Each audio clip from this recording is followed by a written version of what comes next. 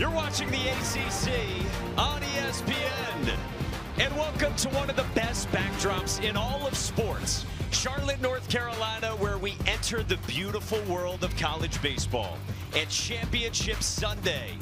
On the way toward the selection show tomorrow, we start the day with the ACC Championship Game and a pair of Omaha hopefuls in Duke and Florida State. In the powerhouse ACC, where we started with 12 this week, we are down to these two with Florida State and Duke advancing out of the semis yesterday. With that, we say hello and thanks for joining us. Alongside Gabby Sanchez, I'm Mike Monaco. Danny Wexelman joins us in a moment. Florida State is one of the premier programs in this sport. They had been to 44 straight NCAA tournaments, but last year a down year and they missed out.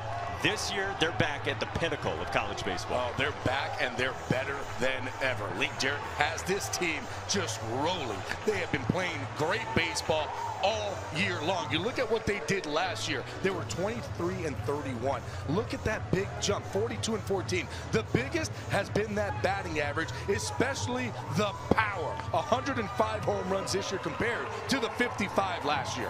We've got first rounders all over the place on both teams, but the biggest star is Florida State's James Tibbs, the ACC Player of the Year. Boy, he has been so good this year. He's the big reason of why Florida State is where they're at. A 379 batting average. He led the ACC in home runs and in RBIs. He is the Player of the Year for the ACC. He has been incredible. He is quite the hitter, and he's going up against a Duke team that is top 20 in the country. They're angling to host next weekend when regionals start, and they've got an offense that has bashed 109 home runs. That's tied a program record. Yeah, we talk about Florida State and the way that they hit the ball. Well, guess what? Duke is doing the same thing. Power up and down this lineup. They have 6 guys on their team with 10-plus home runs. Zach Morris, he has been crushing the baseball in this tournament. He has 3 himself. Well, guess what? They have 9 home runs so far in this tournament. That leads every other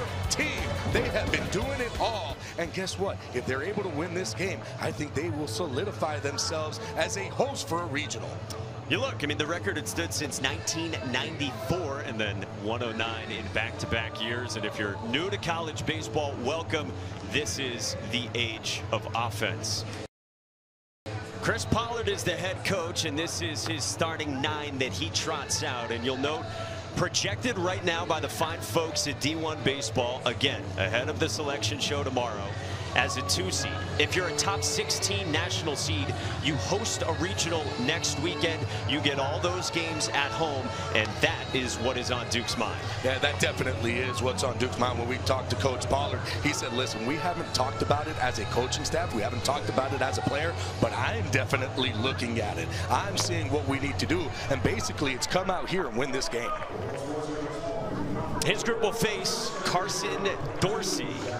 You're always wondering what's left for pitching when you get to a championship Sunday. And Dorsey, a JUCO transfer out of Panama City Beach, Florida, has logged the 2nd most innings on the team this year. Yeah, Dorsey, I mean, he is good on the mound. He's got a good fastball. He's got a 4-pitch mix, a fastball, a curveball, a slider, and a changeup. The big thing for him is those secondary pitches.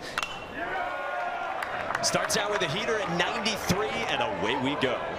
He needs to throw his secondary pitches. Every once in a while, he'll get in the tendencies of kind of just babying, meaning just trying to aim. When he throws them, they're elite. He's ahead 0-2 as he flashes his first secondary to Zach Morris. First team All-ACC second baseman and a transfer from VMI. 3rd on the team with that OPS mark, and he's got a team-high 18 home runs. He's out in front of the breaking ball. Yeah, 3 home runs so far in this tournament. He has been doing it all, 10 RBIs. And they call him the Sergeant because he went to VMI. And the guys have a lot of fun with him. We had him on an interview, and everybody was giving the big salute behind him. Gats up the ladder at 92 from Carson Dorsey, who starts the day with a K. And Dorsey just showing off that fastball. You know, when we talk to Link Jarrett, he says there's a lot of flashes of Jamie Arnold on the mound with a guy like Dorsey because of that fastball and the way he's able to ride it up in the zone. Good heater to start for Dorsey, who got roughed up 2 days ago here. Starts out with ball one to Ben Miller. Fifth-year senior third baseman, also first-team All-ACC. Originally from Durham, but says he grew up a North Carolina fan. 23-year-old, transferred in from Penn, and has a 6th year available as well. So he very well could be back with the Blue Devils for another go-round. It'll be interesting because he's had himself quite a year, hitting .371, has shown power with 13 home runs, nice double rate with 18. He's a guy that I think scouts are looking at, and he might be a surprise to a lot of people of where he goes in the draft. And the stash is the greatest in college baseball. It's been the talk of the season. It's the talk of everything. And when you look at him, spits on a breaking ball, 3-1. Got to talk with him. He puts wax before the game, puts a little bit of hair gel to make sure that it stays secure. There's a lot of work to go in it. I asked him, hey, during the game, do you have to touch it up? He goes, no, don't need to touch it up. It stays right where it's at. Slow release. Pops it foul, 3-2. He said, I figured now is the right time in my life to do it because I've got the baseball excuse whenever anyone asks questions about the mustache. And we can assure you, you ask the questions, everybody asks the questions. And that concludes the facial hair part of the program. 3-2 is popped up in foul ground, and that will reach the seats. And here's the thing, I don't want to get away from the stash because this is his picture without the stash earlier this year. Started growing it in October, which to me is incredible because I have tried to grow mine to do the same exact thing and the wife makes me cut it off. I can't do that, and he's got that nice little twirly going. Yeah, he told his mom that he would shave for media day back in the fall. So he was clean shaven for that headshot that is everywhere. Said, I'm done shaving. 3-2. And he pulls this on a line to left, and Jaime Ferrer runs it down for out number 2.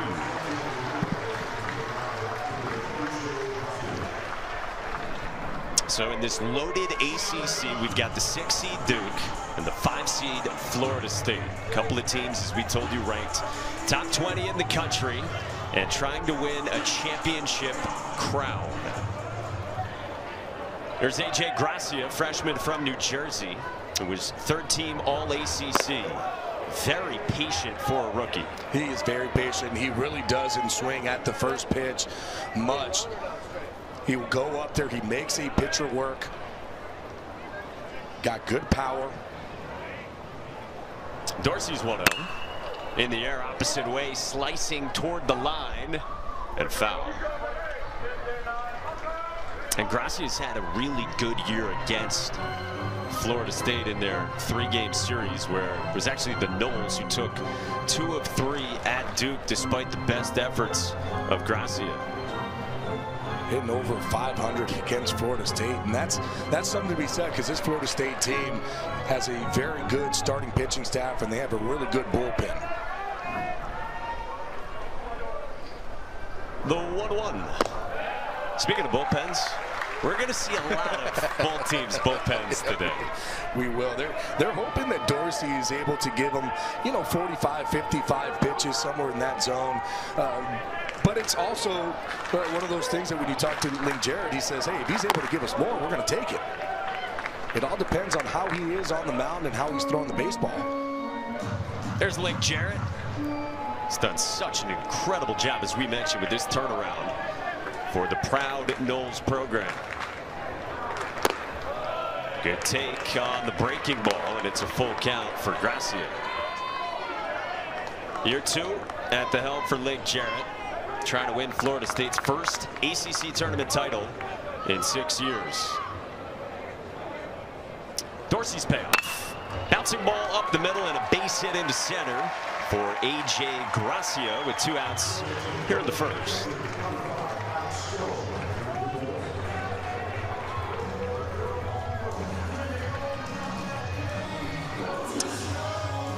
So Garcia is aboard, and out of the cleanup spot for Duke, and Alex Stone, senior catcher, also from New Jersey, second-team All-ACC, has homered twice this week here in Charlotte, including a big fly in the semis against Miami last night. Go-ahead 2-run shot out to center.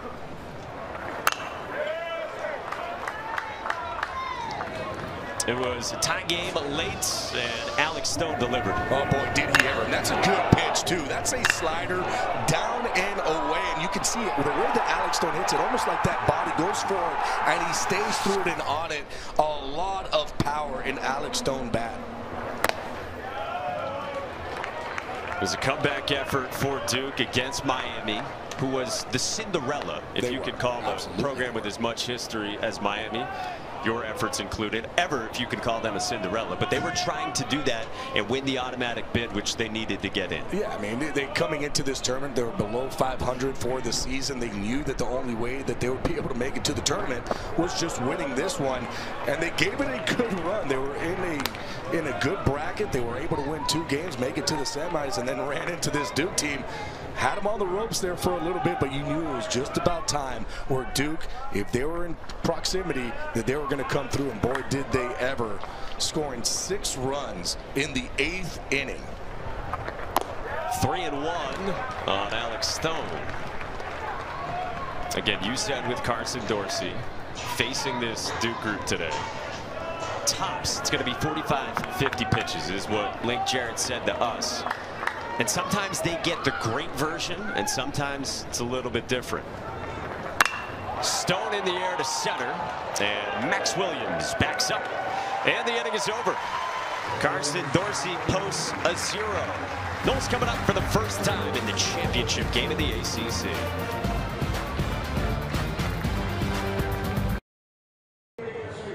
Day 6 in lovely Charlotte on this Memorial Day weekend, and a great time on the calendar in the college baseball world.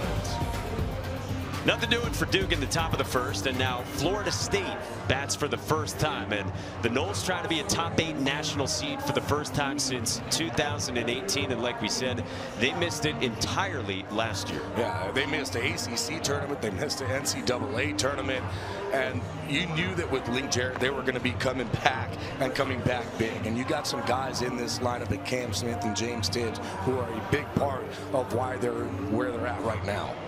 Chris Pollard told us for Duke that they might roll out 9 or 10 arms today.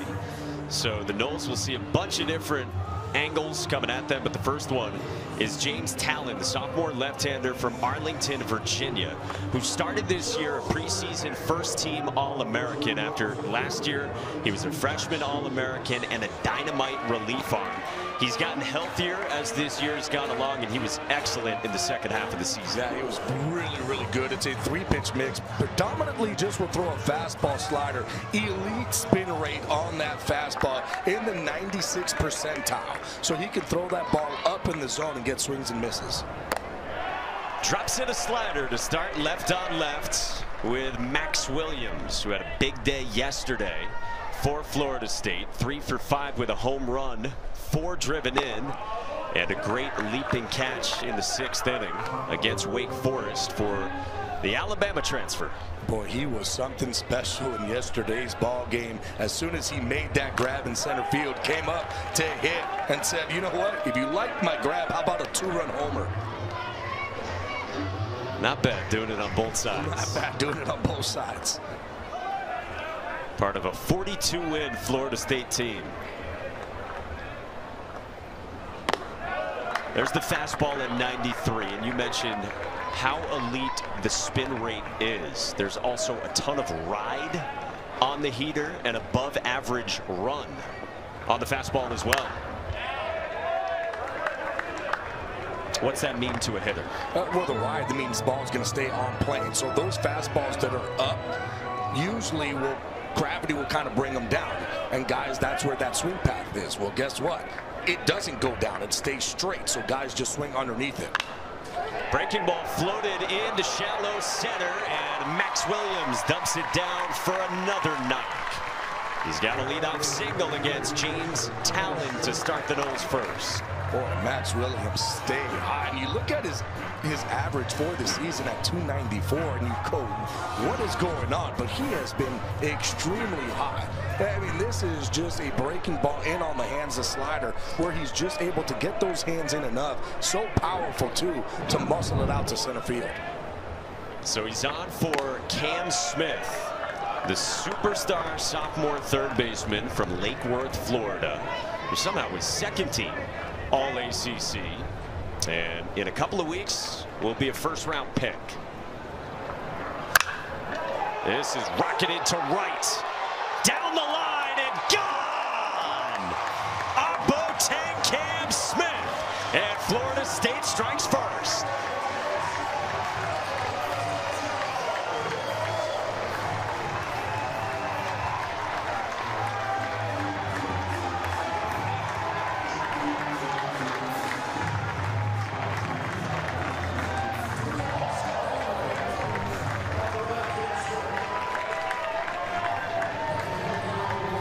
Off the bat and just crushed. My goodness. Cam Smith showing off the opposite field. Power. Gets a fastball. Flips the bat. Knows it. It ain't easy when you hit a ball opposite field and know that it's gone right off the bat. But boy, he crushes this ball 371 feet to right field. Trying to fire up the Noles as well, who are loving it early on in the title game. So you've got first rounder in Cam Smith, first rounder in James Tibbs, who bounces that one fair to first. Logan Bravo didn't think so, but he gets the out on Tibbs anyway. And James Tibbs thought it was foul as well. Tibbs thought it was foul. Here comes Link Jarrett to go take a look and talk with the umpire. And this one, boy, that's tough. It's where it goes over the base, and that's what you have to remember. It's where it goes over the base, not where it lands after the base. So if it goes over the base, especially it has to hit prior. So if it's a foul, if it's a ground ball that hits prior to first base, it could land foul. But if the umpire says it went over the base, it's a fair ball. Now, if the ball's hit in the air, then of course it has to land fair after the base. So here, the umpire sees it, says, hey, that ball went over first base. That's why he called it fair. Well, fair foul in front of the infielder's initial position is not something you can challenge. Right. It has to be in the air over the base for it to be a challenge. This one, since it was a ground ball that hits prior to first base, now it's the umpire who's able to look at it, and it's his discretion. If he says, hey, I saw that ball go over first base, it's a fair ball. Doesn't matter if it lands in foul territory after first base. So after all that, there's one away for Marco Dinges, cleanup man in DH, third team All ACC. Link Jarrett, by the way, has been getting his money's worth with some conversations. There's been conversations throughout this whole tournament. Dinges strokes it to center, and Devin Obee misjudged it at first, but makes the catch. And there's two away. Yeah, usually here during the daytime, this ball is going to take off just a little bit more. And I don't think that Devin Obee understood that they just hit this ball 107 miles off the bat. There was going to be some carry to that bad boy. But yeah, talking about Link Jarrett, he's been having a lot of discussions with the umpires. Now, he's not the only one. There's been a lot of coaching staffs that had discussions with the umpires. Because it means so much. It does. It means at this time of the year. It means a lot, and it's just the fieriness in every single one of these coaches in the ACC, where they know, hey, one, you want to win this ACC tournament, and two, all these games need something for the NCAA tournament, where you're able to then maybe even host a regional or a super regional. Link Jarrett, who had so much success at Notre Dame, has this group well positioned to lock up a top 8 national seed, which we explained to you the importance for Duke of being a top 16. Top 8 means you would have the right to host the first couple of weekends, of course, through the super regionals on the road to what everyone hopes is Omaha in the College World Series.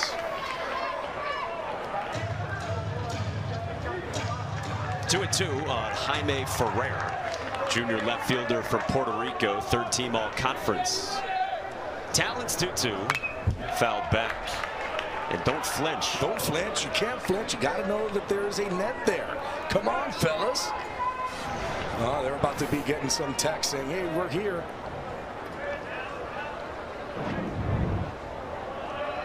Part of a great scene all week in Charlotte. Ferrer tugs it foul and peppers his own dugout. Can we say don't flinch to them too?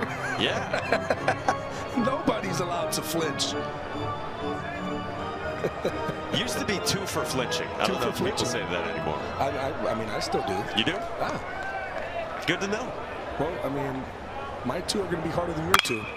On the ground is short, and Wallace Clark with the backhand pick and the bounce to Logan Bravo. Inning over, damage done. Cam Smith is a flat-out superstar. Boy, he is so good and so powerful with that bat. 2-run homer to give FSU a 2-0 lead.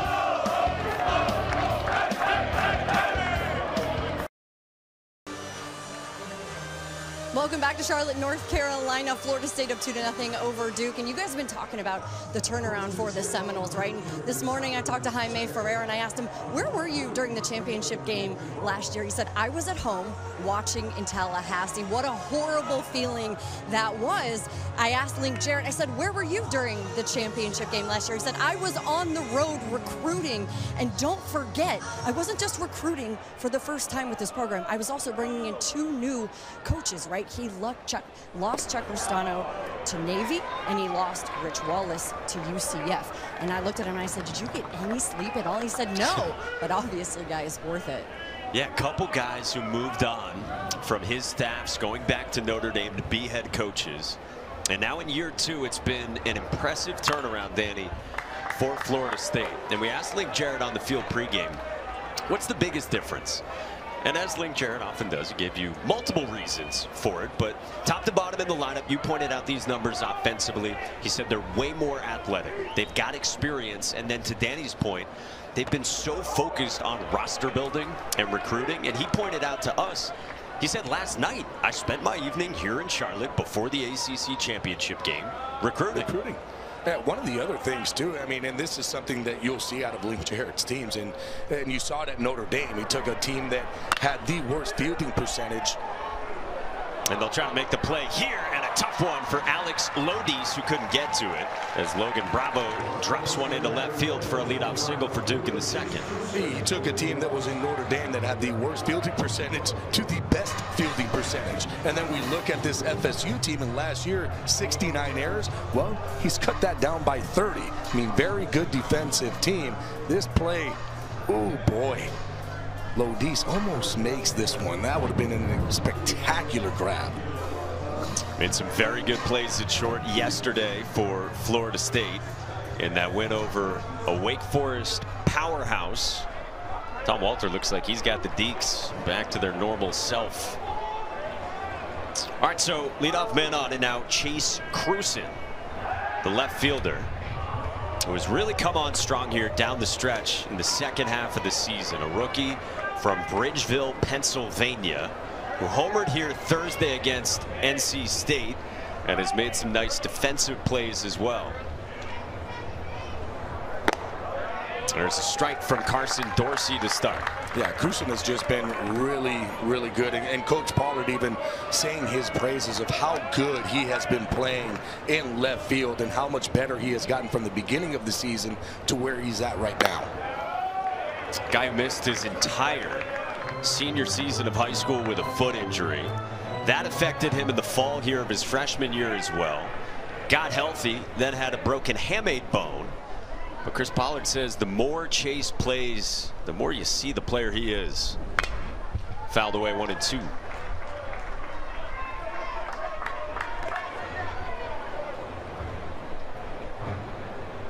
A Duke team that won Tuesday against Virginia Tech here to start out pool play. 11-8 win. Then Thursday an 8-1 victory over NC State that Chris Pollard thought was Duke's most complete performance of the season. Then the late offense you mentioned last night in the semis against Miami. And how about Duke pitching as well? Held the Canes to just 2 hits. Yeah, I mean, that's kind of what you see out of this Duke team. They are so deep in pitching. You get to that bullpen and it doesn't matter who they're throwing out to you. It's going to be a power arm who can strike out guys. You just got to look at one of the best pitchers, certainly relievers, in the entire country in Charlie Bielenson, who we probably will see today. I mean, he pitched yesterday, and he was absolutely nasty, going 2 1/3 inning. And guess what? Said, yep, he's going to be ready to go today. And you look at what they've done in this ACC tournament. 17 innings pitched, only 9 hits, allowing only 5 runs. Still 2-2 on Cruzen. It's a Duke staff that will get healthier as well as it heads to regionals, wherever they might be next weekend, and that includes potential first-round pick and ace Jonathan Santucci. A little check on Logan Bravo. Jonathan Santucci's been out the last 3 weeks, but threw a bullpen yesterday, looked good. And Chris Pollard told us today the ball was exploding out of his hand. You talk about Santucci, you also talk about their DH hitter and Kyle Johnson, the freshman. Really good left-handed pitcher. Here's a freshman in Cruzen who singles up the middle. And Duke's got back-to-back base knocks against Carson Dorsey. You wonder where Florida State's at pitching-wise, because you have gone through a couple of lefties in the lineup, and now it's righty, switch hitter, and righty. That's just a really good job of hitting. It's a fastball up and in and just smacks it right back up the box. Doesn't try to pull it, uses the big part of the field. Nobody up warming for Florida State, but the wheel's always turning for Link Jarrett. This is Devin Obee, who had a home run yesterday that was loud. 455 feet. He told us pregame on the field he has never hit one farther or harder. He had a massive smile on his face pregame because of this.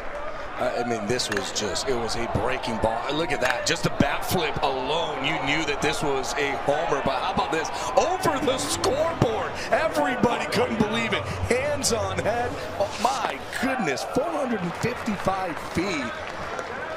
And listen, I think it was even farther than that. We've seen balls get hit off the scoreboard. Nothing to that effect. Chris Pollard has said it is 70+ power for Devin Obee on the 20 to 80 scouting scale, with 70 just being elite. That one last night, yeah, that was 80. Yeah, you guys are talking about what Pollard said. How about what Eric Tyler said, the hitting coach for this team? He said it's been all about the confidence. Everyone wants to point to something mechanical that Obee's done, but he said he came back from the winter this past year and something was different. When I asked Obee about it, he said, just trust myself more. I have more confidence now. Last year, he wasn't getting regular at bats. That's been part of the difference maker this year. He was also voted a captain, to your guys' point. It's all about the confidence for Devin Obee. Junior from Nashville with NFL bloodlines from his father, in a big spot here against Carson Dorsey in the title game, who is on the ropes in the second. 3-1 misses, and it's a 5-pitch walk, and Duke's got him loaded with nobody out. And how about that pitch, too? That pitch doesn't miss by much, and as a hitter, you might want to be a little bit more aggressive on 3-1, especially on that inner half, kind of where you're looking, oh, see if I can catch it out in front. Doesn't chase, and that's one of the things that I've been noticing with this Duke team. They do a really good job of getting that pitch and making them come into the strike zone. New pitching coach Micah Posey comes out to visit Dorsey at 38 pitches, as you see. And you saw Noah Short and Yoel Tejeda Jr., a couple of righties, in the pen for the Noles. All right, so meeting over. Bases loaded, nobody out. Duke down by 2 in the title game. And here's Wallace Clark, the Oklahoma transfer. And he gets hit. Duke's on the board, and still nobody out in the second.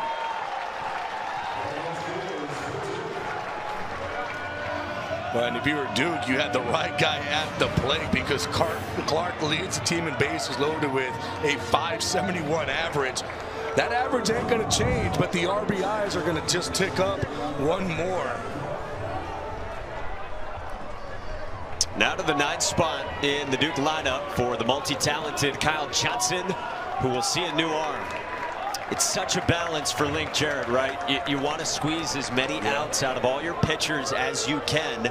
But after Cruzen had the second single of this inning, you got to the righties, and he gambled a little bit, it felt like, to try to get some more from Dorsey. Yeah, he started to jump on that walkie-talkie pretty quickly to start getting guys going and getting guys moving. You do not want this game to get away from you if you're a Link Jarrett. He knows what this game means. So Carson Dorsey departs, does have the lead. Noles up 2-1, but the bases loaded for Duke in the second.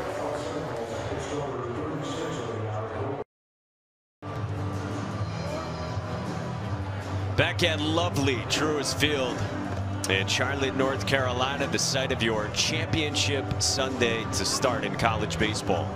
Carson Dorsey is out of this ball game after working into the second. He's responsible for the bases loaded with just a run in so far for Duke on a day where it's all hands on deck for the Seminoles, who now turn to the sidewinder, Noah Short, redshirt senior, who comes on for Florida State. Yeah, Noah Short. Talked about it, that sidewinder. It's a sinker slider. So that ball's going to run into righty, see if he can get himself a ground ball. Really doesn't have a ground ball rate, usually more of a fly ball pitcher. But they're looking to see if he can try to roll one here. Starts out with a heater for a strike to the rookie we mentioned, Kyle Johnson. This is how both these head coaches will manage this game. So well in tune with the matchups and the splits left and right. Popped up by Johnson, foul, and it's 0-2. Kyle Johnson, the D1 baseball preseason freshman of the year in the ACC. He's played a big part in this Duke pitching staff as well. They're giving him some rest pitching-wise here in Charlotte, but still in the lineup. Short 0-2. Doesn't tempt Johnson. Yeah, right now for Johnson, just looking for something elevated and up. And he'll get a fastball up in that zone. He'll also get the slider up in that zone. Something that he can just drive to the big part of the field and see if he can tie this ball game up or more. 1-2. Pulled down the line in left, and it's a fair ball into the corner for Kyle Johnson. Cruzen scores with Obee right behind him, and the freshman Kyle Johnson gives Duke the lead. Boy, he delivered, because prior to today's at-bat, he was 0 for 2 with 2 strikes with bases loaded. Hadn't gotten a hit. Well, guess what? Just got a huge one here. Double down that left field line. Gets a slider that didn't slide, just stayed right there. Boy, he hammers this one. Scoring 2 for Duke, and it's a 3-2 ball game. This one gets away, but Jackson West pounces on it. You saw Devin Obee rounding the bases. He's like kind of waving himself in. What was that? Some guys just have that type of run, I guess. First hit of the tourney for happy hands. Kyle Johnson. This is the leadoff man, Zach Morris. Yanks one foul. Look out in the pens. What do we call this exactly? I say happy hands right here. Happy. Come on, man. Come on, go. Hanyu. Oh, that's great. I wouldn't tell him that in person. That's a big man. Yeah, no, I wouldn't either. What did Chris Pollard tell us on the field pregame? He is not the guy on the team you back into the corner. Yeah, you don't want to back him into a corner. Great guy, but you know what? I apologize. Imposing. That is a great running style. It's perfect form. Yep. Perfect form. Say no more. Swing of the miss. Slider there to Zach Morris. 2-2 on the Duke superstar second baseman.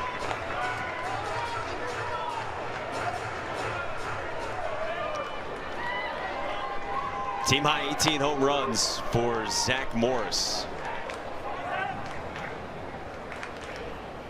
Noah Short deals. Up and away. Full count on Morris. Came in from VMI, Virginia Military Institute. He's talked a lot about how nutrition and sleep have played a big part for him this year. On the ground, foul. Yeah, I mean, it's been huge. You look at what he's done in this tournament. 3 home runs, 10 RBIs. He has been really, really good. Looking to see if he can just get a base hit. All his hits have left the yard. 2 in scoring position, and he strikes out. Glove side fastball fans Zach Morris, and that is the first out of the inning. This is a big strikeout. Zach Morris, very good hitter. This one just keeps running away from him. Looks like a strike out of hand, and that ball just gets pulled enough. And Zach Morris can't touch it. So brings up Ben Miller, lined out to left his first time, with Clark and Johnson aboard. Pops this one up behind the first base bag, and Drew Farrow takes charge for out number 2. Well, if Short is able to get out of this inning only giving up those 2 runs, that would be big with bases loaded. Of course, Kyle Johnson coming up huge there with that double. But that was a tough situation to come into if you're Noah Short. You saw Duke left shaking its head so far. Best bats coming, but so far unable to add on. And now the freshman in the 3-hole, AJ Garcia, singled up the middle his first time and lays off the sinker down. Garcia with 47 walks, 5th most in a single season at Duke. He is smart and ultra patient with the bat.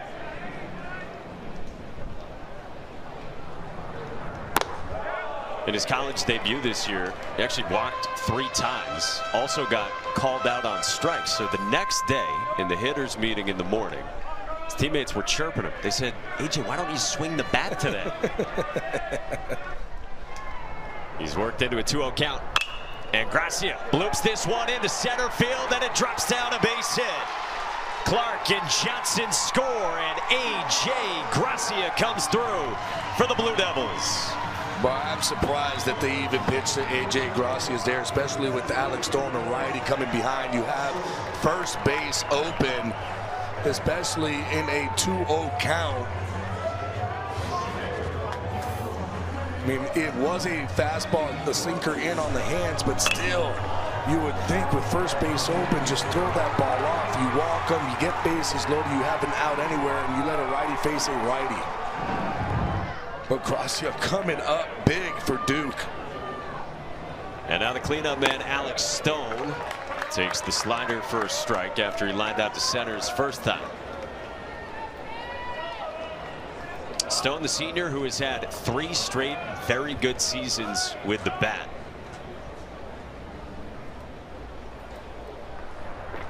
That home run we showed you yesterday, the 40th of Alex Stone's career. 3rd most all time in Duke history. Just a really powerful hitter. Smart too. Those pitches that are away, he can lower his body, he can stay on. Really does a really good job behind the plate too with this pitching staff.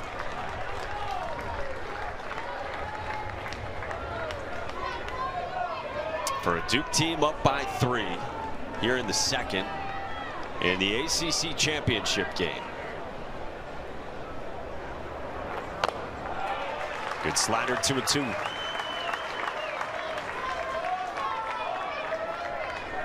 Again, both these teams will be headed to the NCAA tournament.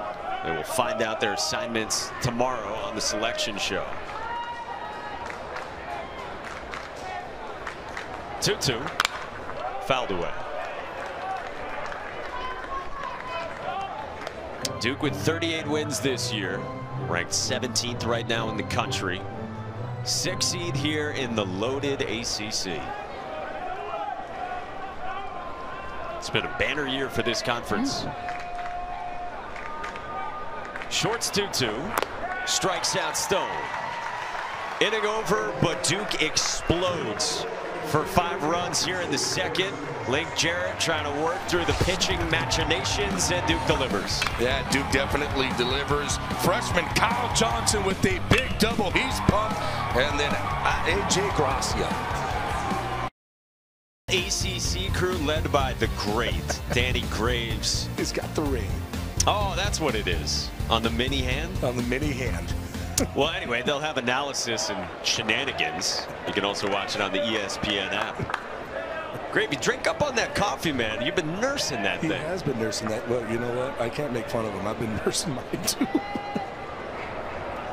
Danny Graves, RN. Registered nurse. Registered nurse. Okay. Didn't register with you. It did not register with me for a second. I was like, right now? I'll keep workshopping it. Bottom two in the ACC Championship game, and that's a quick strikeout for James Talon against Daniel Cantu, left on left, and that's the very good fastball you mentioned from James Talon. It really is. It's a good one. Now 94 miles an hour, and it's up in the zone. And boy, when he's able to throw that guy, it is tough to hit. There's a lot of rise to it for a hitter. You come back to the dugout going, I think that ball went up. Ooh, and then you got to see a back foot slider as a right-hand hitter, and Alex Lodice to start out after Cantu. Transfer shortstop as a 1-ball, 1-strike count against Talon, who Chris Pollard was telling us pregame, Talon didn't pitch at all in the fall. Was dealing with a hip issue, was still recovering arm-wise as well. So it just took him a little bit to get in gear. But Chris Pollard said to us today, we're really proud of how James Talon developed over the course of the season, has stayed with his process, and he's been really good starting with conference play. 2-2. They were hopeful of getting 2 innings from Talon. This guy was incredible as a freshman last year. 1.64 ERA and set the program's saves record for one season.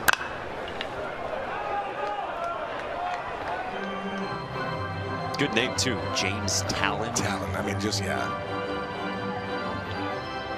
Good arm. Good angle. Throws hard. Great secondary. I mean, you just can go on and on. Oh, boy. And then he's able to do that, and that's one of the things I love the most. Left-handed pitcher being able to throw in to righties. Line foul.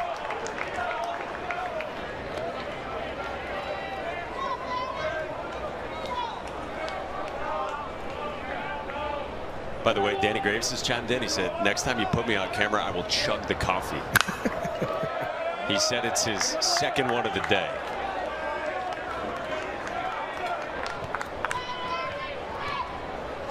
Ninth pitch of the AB on the way. You just sent him that text so quickly, I couldn't even write it that fast. I didn't text anyone. I'm broadcasting. Yeah, your fingers work very, very quickly. It's called the dramatic tease in broadcasting. That's inside, and that's a hard-earned walk from Alex Lodice. All right, let's see if Danny's a man of his word.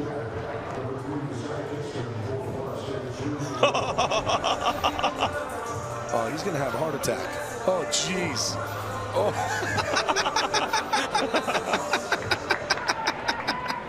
Look at the guy. He's like, what just happened right now? Look at Walters. He's like, what is going on? What's happening here? Yeah, we don't know either. 1 out, 1 on. This is Drew Farrow. And that is the perch for those guys who've been doing a great job all week on ACC Network. It's not easy what they've had to do and how much they've had to fill. On the ground left side, and Ben Miller throws to second, and Zach Morris is turned in time for 2. 5-4-3 induced by James Talon, starting with Ben Miller. So 5 spot for Duke in the top of the second, and then a double play ball. Top of the second was 20 minutes. Bottom, just 4.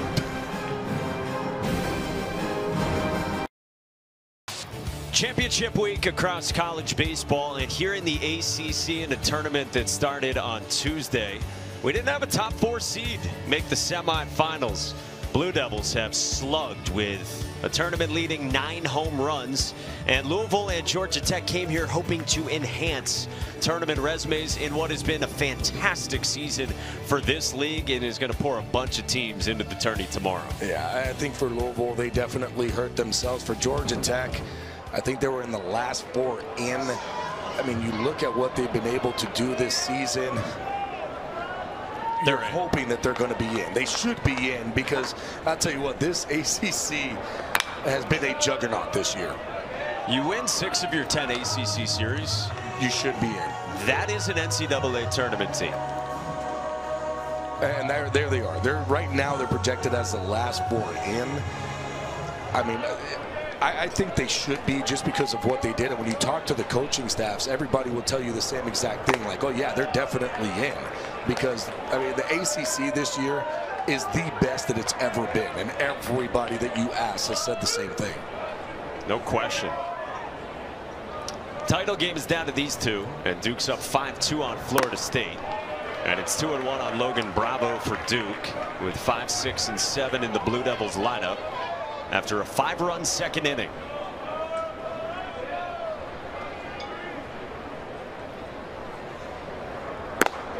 Two and 2 on Bravo, transfer from Harvard, who's going to turn 25 in a few weeks. What were you like at 25? I was in AA, about to make my way up to the big leagues. Not bad. It wasn't bad at all.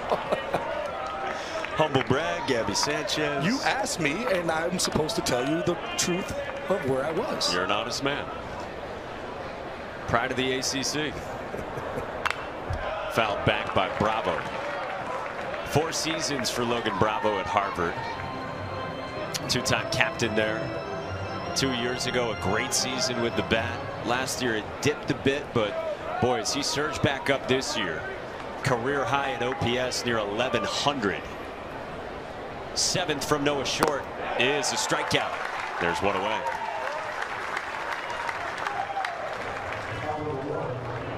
What do you think of that hat? I didn't see it. It was a cowboy hat. It looked like it was beer themed. Then I like it. Okay. This is good, just good fastball riding up, especially from a sidewinder where he's throwing that baseball. Oh, that's outstanding. That's fantastic. On Memorial Day weekend, yeah, no less. I mean, you have the stars underneath. Perfect. Chase Cruson fouls one off. I need to buy that for my brother. You and Ryan Braun. That's my brother from another mother. Cruson a single in the second, came around to score.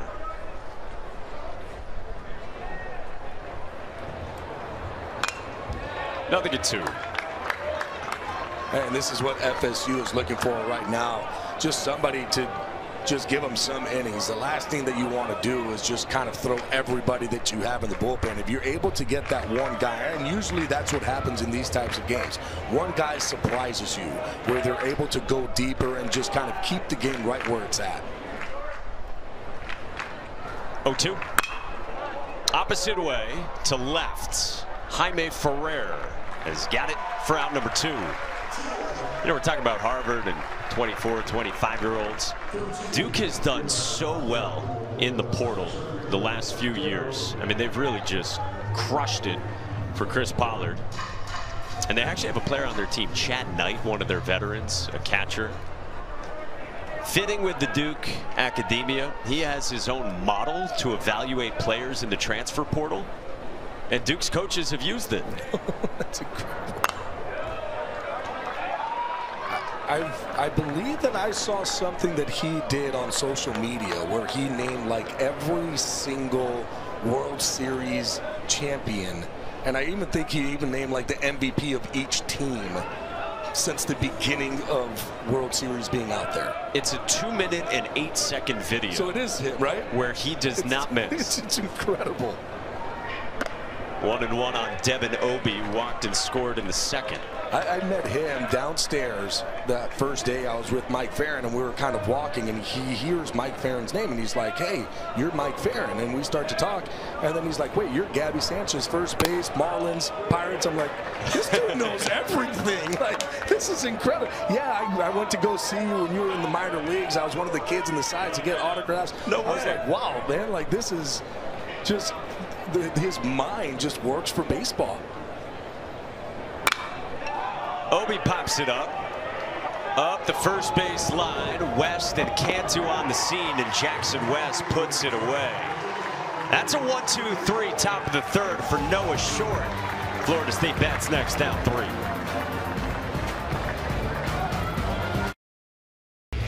In one of the premier conferences in the country this week in the ACC, we've had some web gems. Boy, we have. Williams has had a couple of different ones. Boy, putting his body on the line. I mean, it's just been great baseball throughout this whole entire tournament.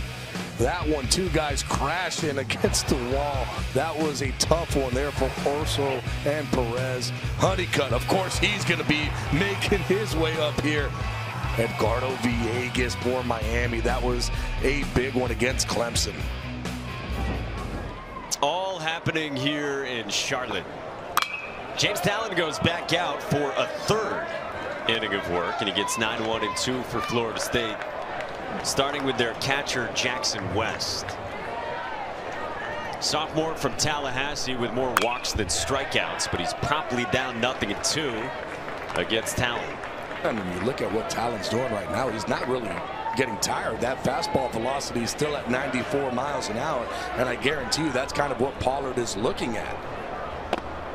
Ooh, breaking ball didn't miss by a ton. And those are the things that when you're talking about a coach like Coach Pollard, he's visually looking at a pitcher. How is he doing? Does he look like he's in the zone? Does that fastball still up there with velocity? 94 miles an hour at that point.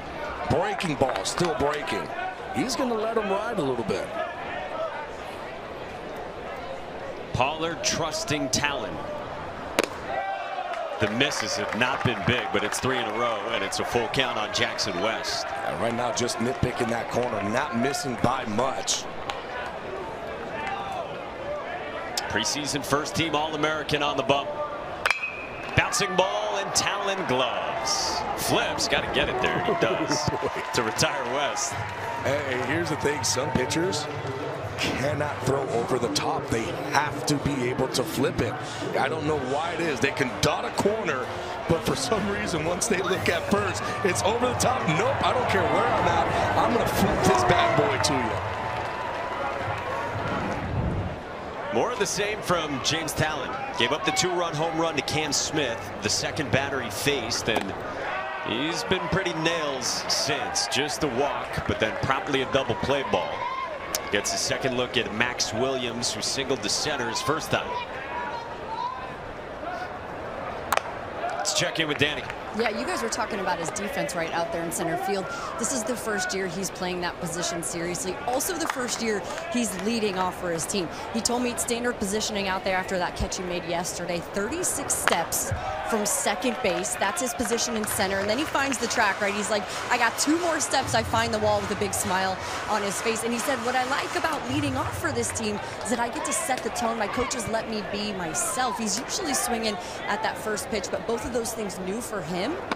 And he's loving it. The way he talked about how excited he was to get to do that for his team. You could see it in his eye how excited he was and happy he is to get to do that.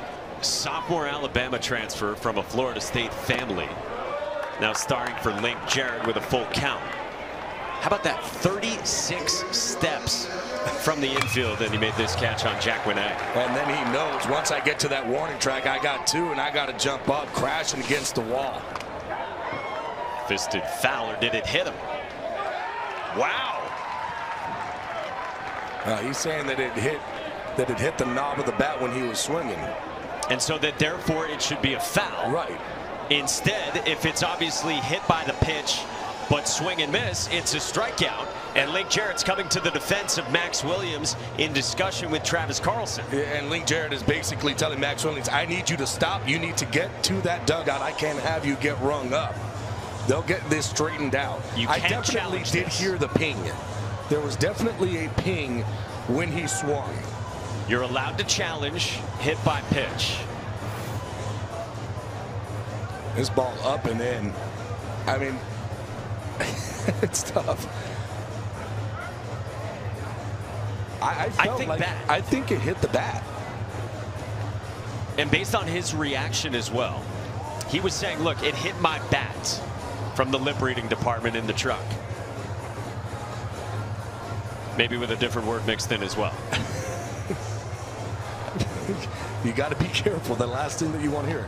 But let's take a listen. We'll see if we can hear this one. That's bad. That's bad.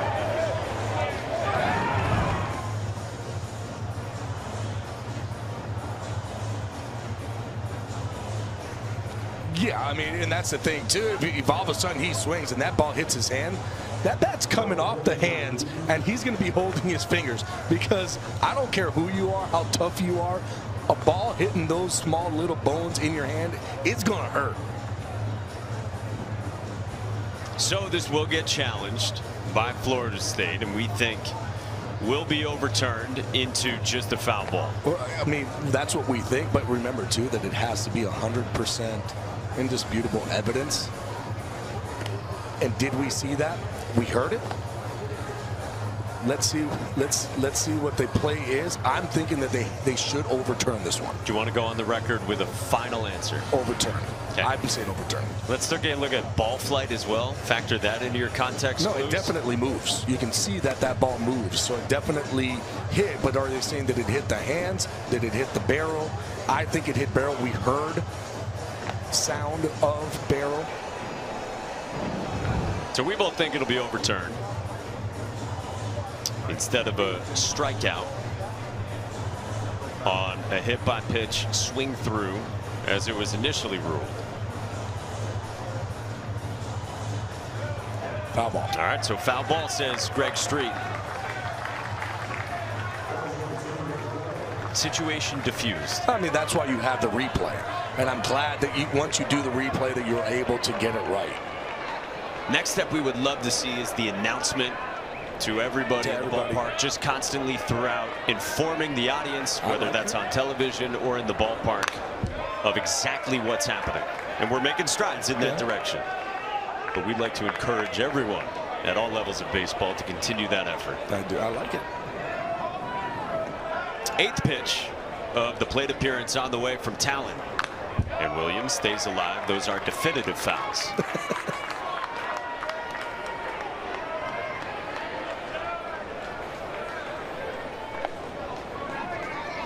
47 pitches for James Talon.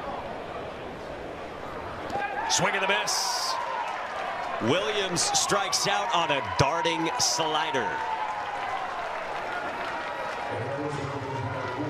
Boy, what an AB here. This was a battle going back and forth, a lot of foul balls, but then gets that slider down and away, and Williams ends up chasing. So the second strikeout for James Talon, who now gets another crack at Cam Smith. 6 straight first pitch strikes, and that continues against Smith, the sophomore. I was wondering what pitch he was going to throw. Does he go back to that fastball and maybe try to surprise Cam Smith?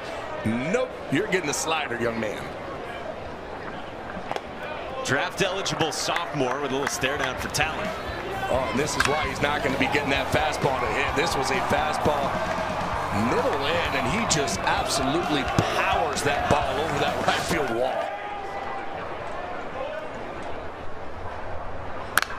Kylie McDaniel, our MLB insider, has Cam Smith 15 on Kylie's draft board. And Link Jarrett said to us on the field pregame, I wish we had Cam Smith for one more year. Said, give me one more year and he's the number one pick next year. Bouncing ball right side at Logan Bravo. Inning over. 1-2-3, and James Talon's fired up. They expected 2. He gave them 3. Duke leads by 3. During the selection show, Florida State and Duke will both be part of it. Only question is where. First pitch swinging, and that's popped foul by Wallace Clark. So right now, D1 baseball is doing yeoman's work, updating this, it feels like every hour. Projects the top 16 national seeds like this. Tennessee is going to play for the SEC Tournament Championship game right here on ESPN2 later today. Wallace Clark gets hit by a pitch by Noah Short. Kentucky had been the #1 entering the weekend in Hoover, the site of the SEC Tournament. North Carolina has had a fantastic season. Florida State has jumped Oklahoma into today to be 7. Yeah, they were number 8, and now all of a sudden they're number 7. Georgia was number 8, now they're number 9. You look where Virginia is at. One of the big ones, too, to look at is NC State and where they sit. Old Elliott Avent has the Wolfpack pretty much as hot as anyone in the country. I mean, that is just a very good team, top to bottom. And it's just been really hot. Talk about a team that went out and swept Wake Forest to end their ACC season. And again, if you're just joining us, Florida State penciled into a top 8. That's pretty much secure, regardless of the outcome today, it sounds like, according to the prognosticators. And for Kyle Johnson and Duke, they weren't part of that top 16, but they've got a very good case. And should they win this, a marquee win, we'll see what happens. Yeah. And I think when you look at Florida State, should they be a top 8 seed? I believe they should be, regardless of what happens today. But I think if they win today, it definitely solidifies that spot. For Duke, they should be a top 16 if they're able to win this ACC tournament. An incredible rise for the Duke program, who has never hosted a regional. Kyle Johnson had the 2-run double his first time, and he works a walk here to put 2 aboard for Duke, already up by 3 in the title game. We'll see if that does it for Noah Short at 41 pitches for Link Jarrett and company. I wouldn't be surprised if Link Jarrett goes out there and pulls Short.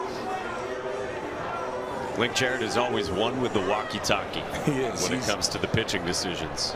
He's out there talking. Is he ready? And that's what the walkie-talkie is used for. Is he ready? Is he good? How many more does he need? Do I need to send the catcher out to go ahead and just kind of slow things down to give him more? What I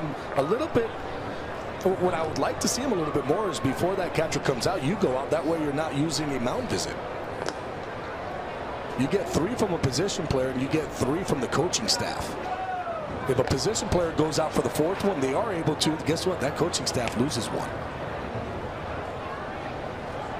That's a classic baseball move right there. You send out the catcher, you get Yoel Tejeda a few more tosses in the bullpen.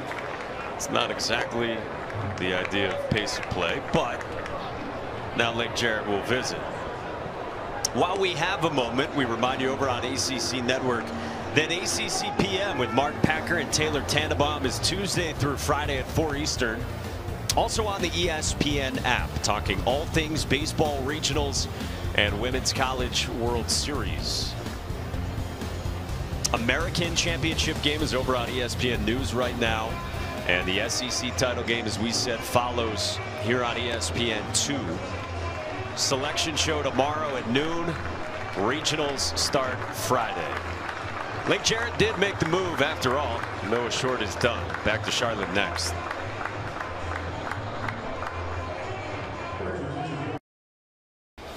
You're watching the ACC on ESPN. Big thanks to Charlotte, which has been a fantastic host for you all and our excellent crew all week long at the ACC tournament. All right, we told you selection show tomorrow. We've got 18 tickets punched already for the 64-team field that will get unveiled tomorrow. Congratulations to each and every single one of those automatic bids. Such a special moment to go and play in that NCAA tournament. Army was the first ticket punched. Second to last was Arizona beating USC last night to really close down the Pac-12 as a conference. Did it in dramatic fashion.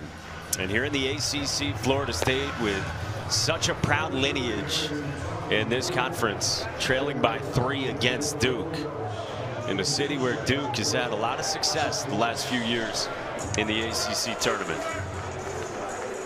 All right, new arm is Yoel Tejeda at a mere 6'8", who comes on for the Noles. And for Tejeda, it's a fastball, slider, splitter mix. Good fastball, 95 to 97 miles an hour. But the big thing for him, of course, are those free passes. Zach Morris, the batter. Ball 1. Speaking of the Pac-12, perhaps a little bit geographically challenged? The Pac-12? Not just if you're a Beavers fan in Charlotte. Ball and a strike on Morris, who right now is experiencing his 1,000th career plate appearance. Oh, that's incredible. It's a lot of baseball. That's a lot of college baseball. Top 4, 2 on, nobody out from the former Florida Gator Tejeda. And it's such a cool recruiting story in the transfer process for Zach Morris, who was ticketed for South Carolina, but some things came up in the admissions process. So Zach was looking for a home.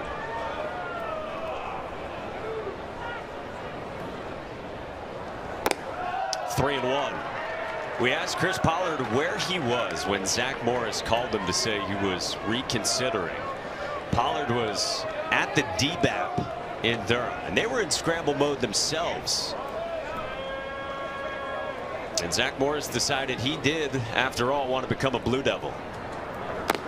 He works a 5-pitch walk, and Duke's got him loaded again with nobody out, up by 3 in the 4th. And that's the problem with Tejeda. A really good fastball in that 95-97 range when he throws it over the plate for a strike. Problem with him is that he's been a little erratic this year with being able to control that fastball. And that is Joe Charles, the junior right-hander, starting to get loose as Micah Posey visits.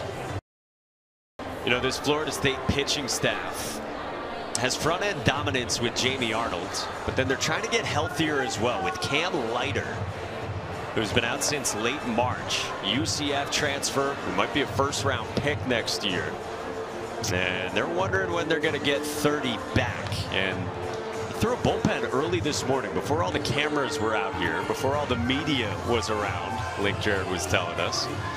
And things are looking good. He's going to throw one more pen this week, and then they're very hopeful to have him in a relief role next weekend for regionals. Yeah, they're hoping to have him in the back end of that bullpen. See if he can just close out games. Boy, he has a special arm. If they're able to have him late in ball games, it just really lengthens this FSU bullpen. Ben Miller swings through 96 from Tejeda. He's been sending, Link Jarrett, Mariano Rivera pictures. Saying this is what I want to be. Loaded up 0-1. Clubbed. Left field by Miller. And gone. Grand slam, Ben Miller. And Duke has blown it open in the title game.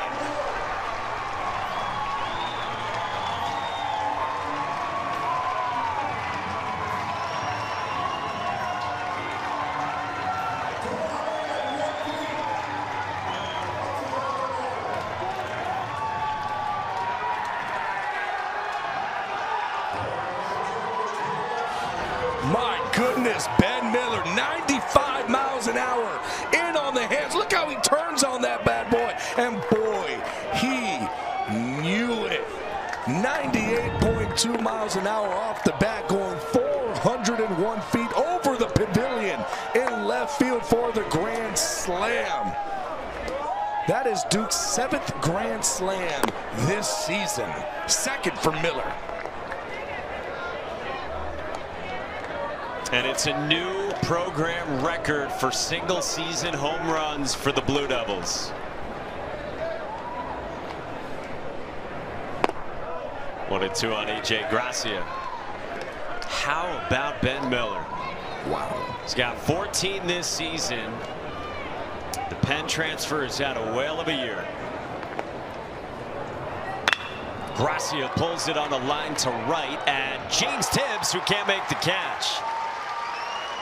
Garcia's got a double, and the first 5 have reached for Duke in the 4th inning.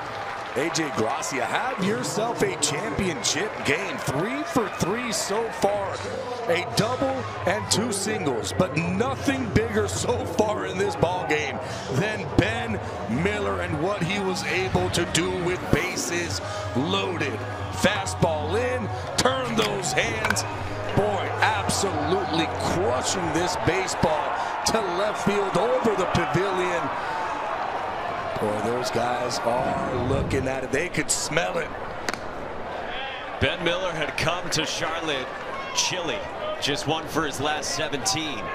Was 3 for 14 in the tournament entering today, but without a home run until that. Ball and a strike on Alex Stone. I mean, just look at the mustache. And he's keeping the hard hat on. So you take the hard hat off once there's an out after your home run. Could be a while at this point.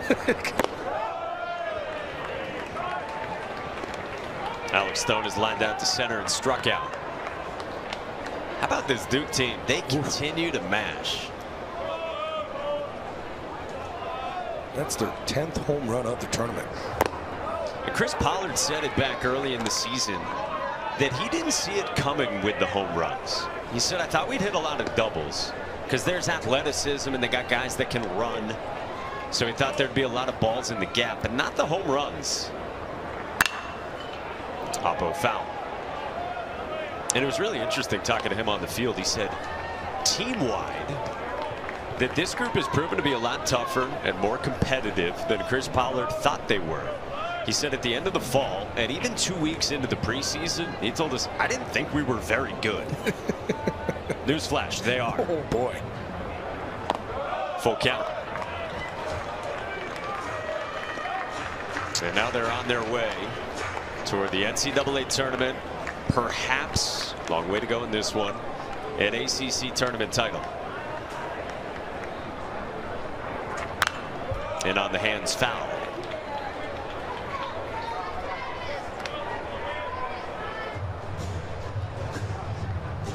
Program that is never hosted, as we said. Could they host at Jack Coombs Field? I know that they're going to be doing a lot of different renovations over there. This one floated behind second. Tough play. Coming in, Max Williams takes charge. Makes it easy. And that is the first down the 4th inning, and the hat can come off. They took it off of Miller's head. He didn't want it to come off, but they took it off. Look at this beautiful backdrop in Charlotte. Even with the clouds, just everything about this stadium is just gorgeous. How's your week been? It has been very, I mean, just really good baseball throughout this whole entire tournament. Been a lot of fun. Here's Logan Bravo, Harvard transfer from the great state of Massachusetts.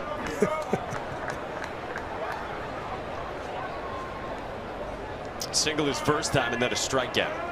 And now facing Tejeda. You guys have been talking about the Harvard grad, right? So got his major in econ, minor in studio art, all right? So in his spare time, he picked up photography. He told me that during COVID, he needed something to do. He's got an uncle, they call him LA, who inspired him to do that. His Instagram, he's got one. It's got a ton of photography on it. But the other part of this you guys are talking about, he's graduated. We kind of talked about Charlie Bielenson as well, who's all in for the draft. But Logan Bravo told me that he's going to New York July 8th. He's got a finance gig in the city, big city job. But he said he can't wait to continue to play. He's like, I'm not thinking about it too much right now. He's like, I hope I play for as long as I can. Maybe I'm late to work. I don't know. But he's going to New York City for a finance job when this is all over. That's awesome. That is cool. That's your future. This is your present. And this ride with your teammates. It's only going to turn 25 in a few weeks. Logan Bravo. True or false, you took a class called ballet? Yes. At the U? 100% true. And it was a fantastic class. It was a morning class. And it helped you get up and stretch the body out in the morning. Okay. We did some leaps. We did some dance. Pirouettes. I was really good at those. This one popped up to the seats. Define leaps, if you would. Well, we leaped. You just kind of jump, and that's what they made us do. We go out there, and the teacher would say, okay, we're going to kind of go across the floor, and we're going to leap in the middle. And if you leap the right way, you get an A. And I leapt the right way, and I got an A. You got an A? I got an A. In ballet? In ballet. It was a fantastic class. You're nimble. Very nimble. Quick feet. Welcome into our home, by the way. Yeah. Gabby and Mike with you, and John Madry, one of the ace statisticians in the world, ACC royalty. Good to be with you, my friend. It is great to be with you, brother. It's been an awesome week for you guys here in Charlotte. Big title game, 2 proud programs in this conference. Yeah, I mean, the big title game is great, but for me, it was the lead up to this game that was a lot of fun. A lot of teams needing this. Even these 2 teams right here. I mean, big for both of these 2 programs. One for FSU, kind of looking to see if they could solidify that spot, even though I think that they should get a top 8 seed. For Duke, trying to, get themselves a regional host, which the way things are going right now, I think that they definitely should. Teams like Miami Cinderella stories, all of a sudden winning their bracket as an 11 seed, playing a really good game against Duke yesterday. There has just been everything that you've wanted in this tournament. Wake Forest, that game when you had Chase Burns on the mound going up against this FSU ball club, or sorry, Chase Burns going up against UNC. Logan Bravo flies out to Max Williams in center, 2 away. That was probably the coolest game because this place was completely packed out. It was awesome. I mean, it was sold out, not even standing room available. Chase Burns striking out 15. Just incredible game, going 12 innings. Couldn't ask for anything more in this tournament. And now on day 6, angling toward a champion. Duke by 7 in the 4th, 2 outs for Chase Cruson. Has singled, scored, and has a fly out to left.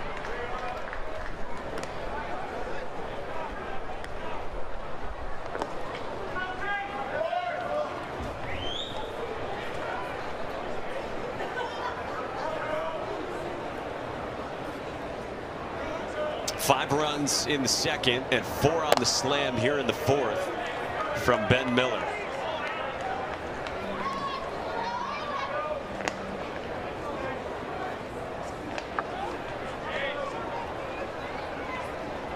First 5 batters reached in this 4th inning for the Blue Devils.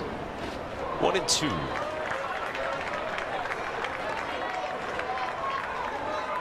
Life's good if you're Ben Miller.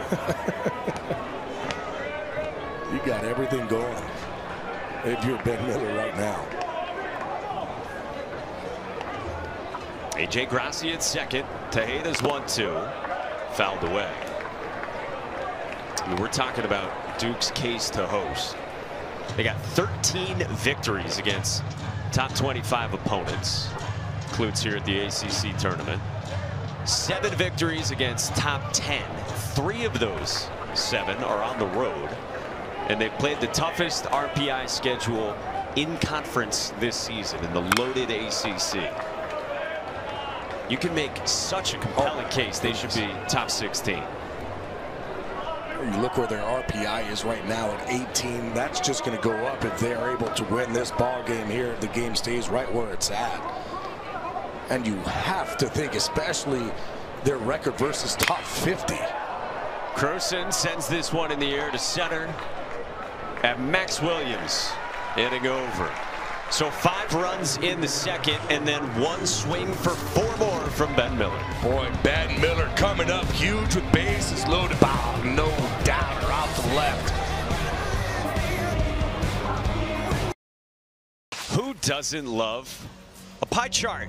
ACC tournament titles through the years. Florida State's got 8 of them, and that's since they joined the conference in '92. And in that time, nobody's got more than the Noles. And Duke is looking for its 2nd here in Charlotte the last few years. They're looking to double the size of their little slot. Now, I was here when Duke won their first one. It was really fun to watch them go out there and dogpile on that mound. And when you talk to Coach Pollard, he said that was the greatest moment that they have had for him. And he went and showed the ring to everybody of, hey, this is it, and they pass it around. So it doesn't matter how many times that they won the regionals or went to super regionals. That was the most special moment. Got a pitching change you saw for Chris Pollard, who got fantastic work from James Talent over 3 innings. And now another lefty comes on in Owen Proch. Swing and a miss to start against James Tibbs. And Proch has a fastball slider changeup combination. The changeup is his key pitch. It's a really good whiff rate in the zone at 57%. James Tibbs, the ACC Player of the Year, fouls one off himself. How good was James Talon? Boy, he was really good. I guarantee you that Pollard was very happy about how Talon came out and pitched in today's ball game, going 3 innings, only allowing the 2 hits. He's got the Jim Schlossnagel approach going with the in-game banana. You won't cramp? That's good. James Tibbs, meanwhile, a little bit gimpy after he fouled that one off himself. Soon to be first-round pick, junior from Marietta, Georgia. Lifts this one in the air to left. Cruson comes on and makes the catch. One away.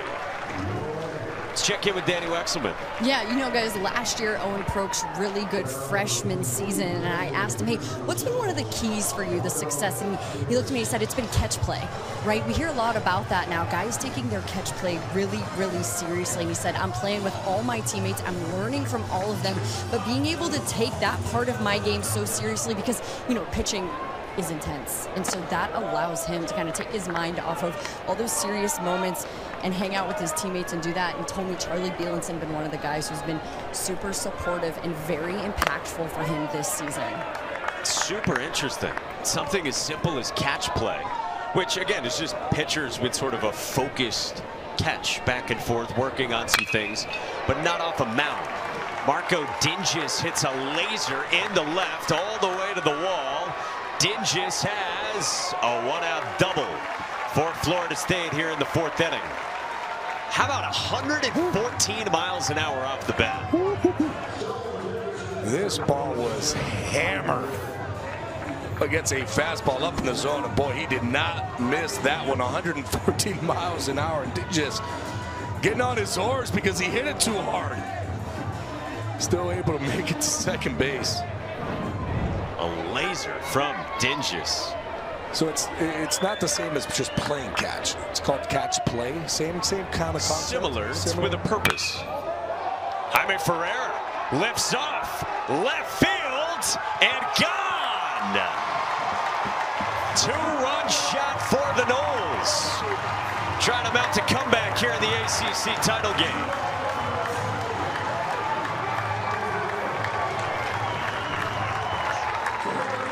Number 17 on the season for Jaime Ferrer, continuing a career high and his 2nd this week in Charlotte. Boy, Jaime Ferrer coming up big, putting up a crooked number on the board with his 17th home run on the season. It's a slider, and boy, he got it. He knew it. That ball was 102.9 miles an hour off the bat, 397 feet to left field. Now Daniel Cantu. I mean, there's a roadmap back into this game, no question, for Florida State. Only in the bottom of the 4th with 1 out and with both teams thinner, of course, on a championship Sunday, having played a bunch this week in tournament action. Cantu pops it into the sunny sky of Charlotte, and Logan Bravo with the shades on is there for out number 2. And here's the thing, if you're FSU, you know that you have firepower, and this could happen at any moment. Jaime Ferrer giving a little bit of juice to that dugout of FSU with this blast. 2-run shot to left field, and boy, everybody knew it. It's about chipping away. That's all you need to do. If you're able to keep Duke right where they're at, get a couple here, get a couple there, and all of a sudden make this a ball game late. For the number 10 team in the country, who very likely will be a top 8 national seed. This is Alex Lodis, the shortstop, who walked his first time, and he's down 1-2 against Proch. So many home runs in Charlotte at the ACC tournament, a record 61. This ballpark, the dimensions, the way it flies, we've had a total combined per game of 15 runs. Third highest all time. Look at Florida State. They were averaging 11 runs per game coming into this one. In the tournament. In the tournament. They were third in the ACC in runs per game coming in overall the entirety of this season. Full count on Lodi's, the North Florida transfer. Started at shortstop last year as a true freshman there. Hit 16 home runs.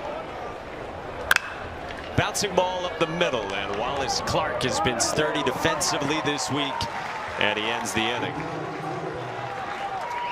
To the fifth after this from Jaime Ferrer. Boy, Ferrer crushes this ball to left field. Gives a little bit more hope to Florida State, making this a 9-4 ball game.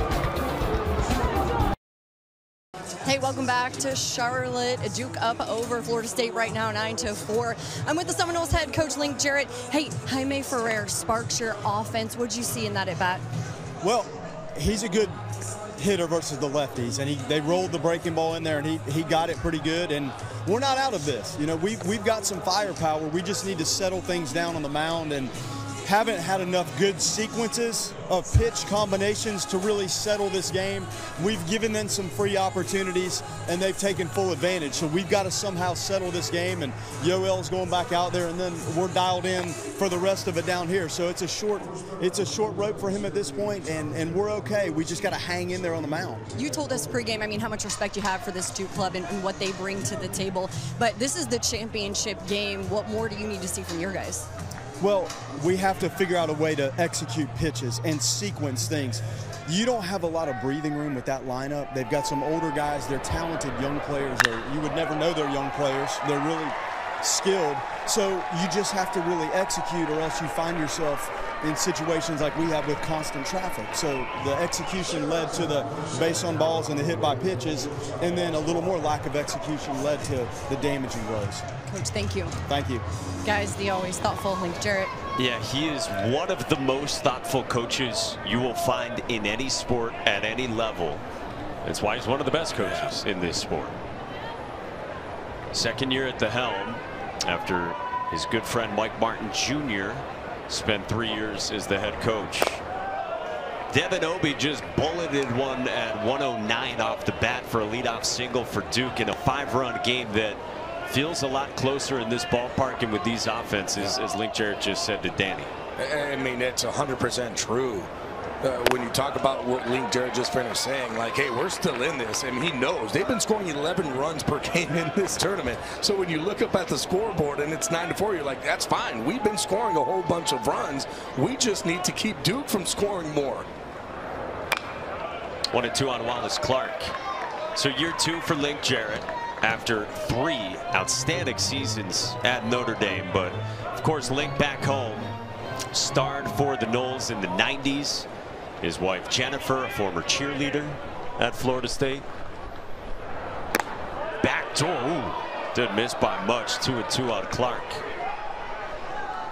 Link Jarrett has engineered one of the best turnarounds in all of college baseball this year. 42 wins after just 23 last year.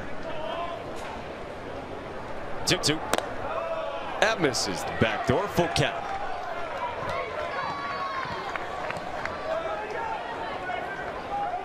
Clark was part of a College World Series team a couple of years ago at Oklahoma. Now playing short for Duke. Runner goes, pitch outside, ball 4, and the first 2 have reached for Duke in the 5th inning. And I don't think that Link Jarrett is going to let this continue here. Last thing you want is for this game to just get blown open, especially after you were able to answer back, after Duke was able to put 4, answering back 2. Need that shutdown inning, and this is a big one to have that shutdown inning. There's Joe Charles, former big-time blue chip recruit out of this state. And so, if history follows suit here. This will be a catcher visiting, a catcher returning behind home plate, and then a coach visiting for a change. Just letting the pitcher in the bullpen get extra pitches, making sure that he is ready to go. And so you've got a very knowledgeable umpire, Travis Carlson, behind home plate, who very quickly heads out to the mound. He said, okay, let's break this one up here. Let's start walking back, and then you're going to see a very kind of slow saunter back to the plate.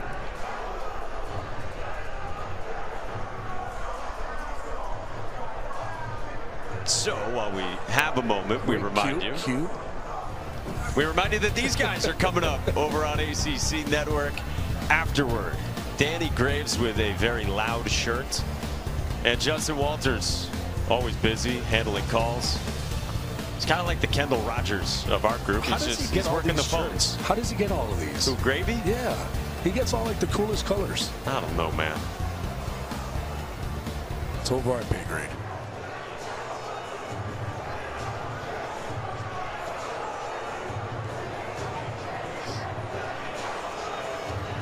There's the signal. There's the change. We knew it was coming. In a stunning turn of events.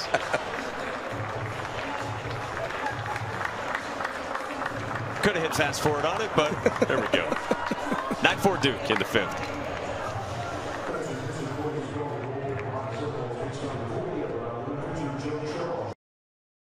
Why stop there? The Octobox. Here for now, it's still Championship Sunday. Selection show tomorrow.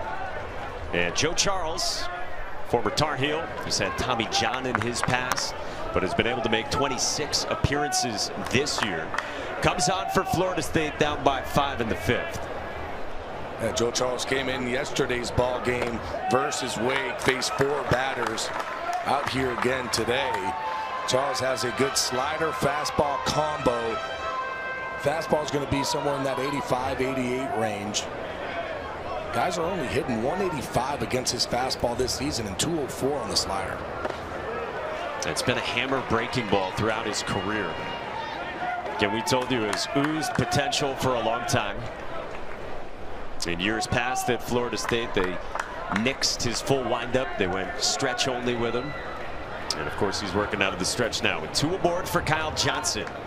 2-run double in the 2nd, walk and a run scored in the 4th, and a strikeout here. Great breaking ball from Joe Charles, and there's 1 away. Boy, what a good pitch there by Charles. We talked about the very good slider that he has, and there it was. A lot of break to it, a lot of hard action. Kyle Johnson can't just come up with it. We had a ball come out from the Duke bullpen on the field, so that gets bowling balled back where it came from. And now Zach Morris. 2 strikeouts, a walk and a run scored in the 4th inning for the VMI transfer. First pitch misses. We were talking about Zach Morris transferring in and how Chris Pollard was telling us that there is a big assist necessary to the Fuqua School of Business at Duke, who worked very hard to get Morris admitted after the admissions deadline. And imagine not having this guy on this Duke team, because when Chris Pollard first called the director of admissions for that program within the school, they were apologetic and said it's too late. We can't get Zach Morris into school. So they hung up the phone, and then Chris Pollard said, no, I'm not done. He called back and said, we've got to do something here. And they worked on it together. And later that afternoon, got a call back, and they told Chris Pollard, I think we can make this work for Zach Morris. He said, I can't let this just go that easy. I got to at least pursue this a little bit more. 1-2, and he strikes out. Runner on the move. The throw. Got him from Jackson West to nab Devin Obee. And Joe Charles is fired up with Florida State hanging around. Boy, what a big strike him out, throw him out play. Devin Obee fast at second, but West said, hey, I got you. Tagged down by Smith.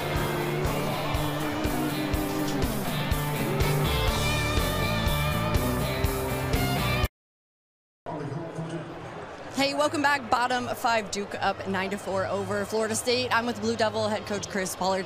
How important is Ben Miller's grand slam? Yeah, big swing right there. I thought we've had great at-bats, great approaches. We did a really good job of grinding and taking advantage of some free offense, and then, you know, big swing there by Ben.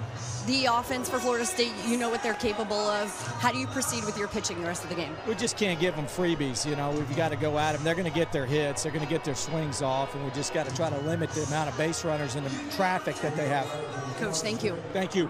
Guys. Another one of the most thoughtful coaches you will find, who has done an incredible job with the Duke program over the last dozen years. I mean, what he's able to do in the transfer portal, the guys who he brings in just making huge impacts right away. And then you talk about what he's been able to do with that bullpen, with the arms, with the firepower. Just such an unbelievable coach. It's incredible. 5 of the last 6 years, they've been to regionals. Before that, they hadn't been since 1961. Supers in 2019.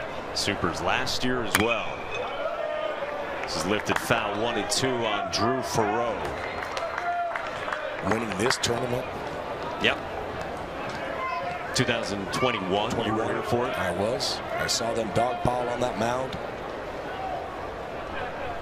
Tim Noon, by the way, working for Duke on in relief. 2-2 against Farrow with 8-9-1. And Tim Noon been really good. Has a good fastball, slider, changeup. And a breaking ball to the back foot. Breaking ball. That was a good slider there. It's kind of what we see from him.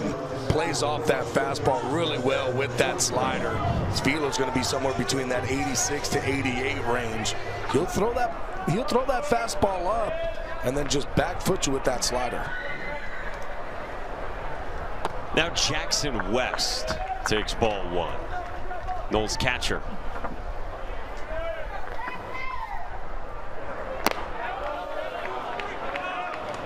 Been a great few years, as we said, for Chris Pollard and Duke.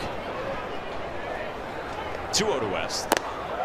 Airs a knee-high strike.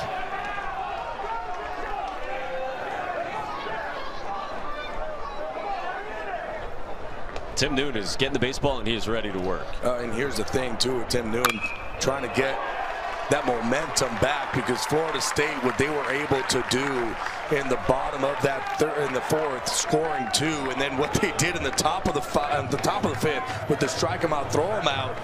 You knew all of a sudden there's some life in that Florida State dugout. Just seeing it there with a nice base hit the other way by West. So 1-on-1 on, lineup turns over to Max Williams. Like Jared said, there's some firepower in our lineup.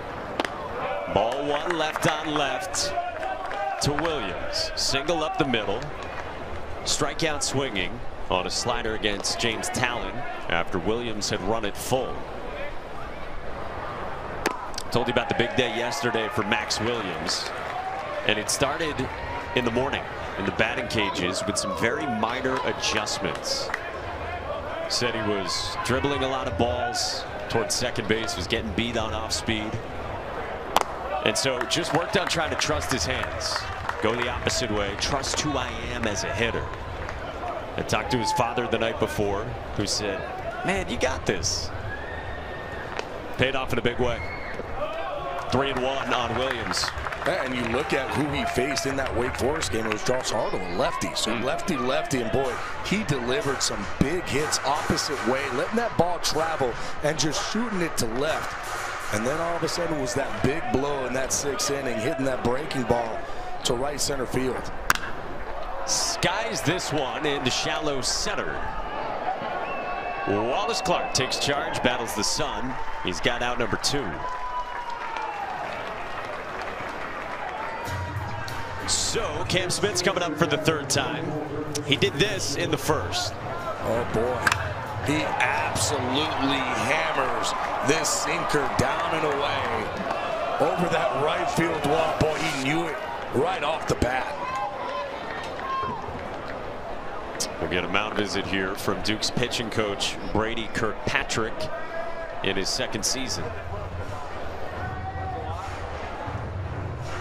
And look who's up in the pen for the Blue Devils. The guy who Chris Pollard has called Everyday Eddie.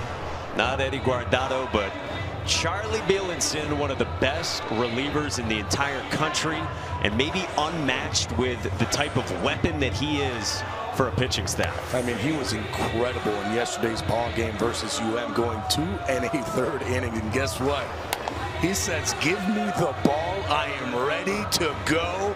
I want to be out there on that mound every single game. We said to Chris Pollard on the field this morning, hey, Bielenson up? Is he good? He said, oh, yeah. Oh, yeah, he definitely is. Bielenson will say, I'm up. And he will pester Pollard so much, he just get out there and pitch them.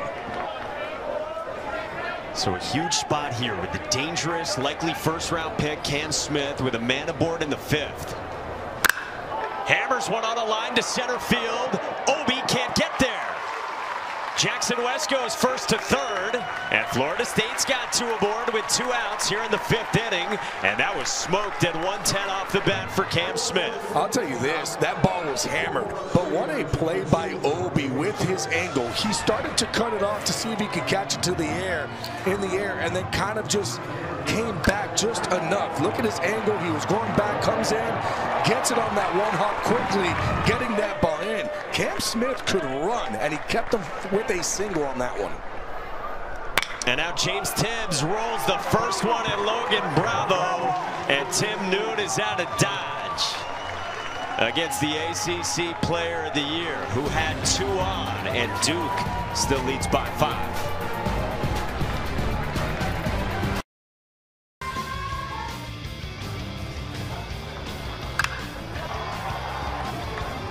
This has been a lot of fun so far in Charlotte in the ACC Championship game, with Duke blasting off to the tune of 9 runs so far through 5 innings. But Florida State hanging around even after the Ben Miller grand slam and reaction. So to this point, it has looked like this. Florida State got the first 2 runs, and then Duke got a 5-run second. The slam from Miller in the 4th. But the Noles got 2 in the bottom of the 4th. On a day where we're seeing a lot of pitchers on both sides. We're going to be seeing a whole bunch. It's going to be which team is able to just control the other just enough. And it's Ben Miller who leads off with a line drive single into center. 2 hits the last 3 innings for Ben Miller out of Duke's 2 spot. Hey, here's the thing. We look at the score at 9-4. It ain't going to stay this way because both these teams are swinging the bat. Ben Miller, second straight hit for him. Of course, he had that grand slam.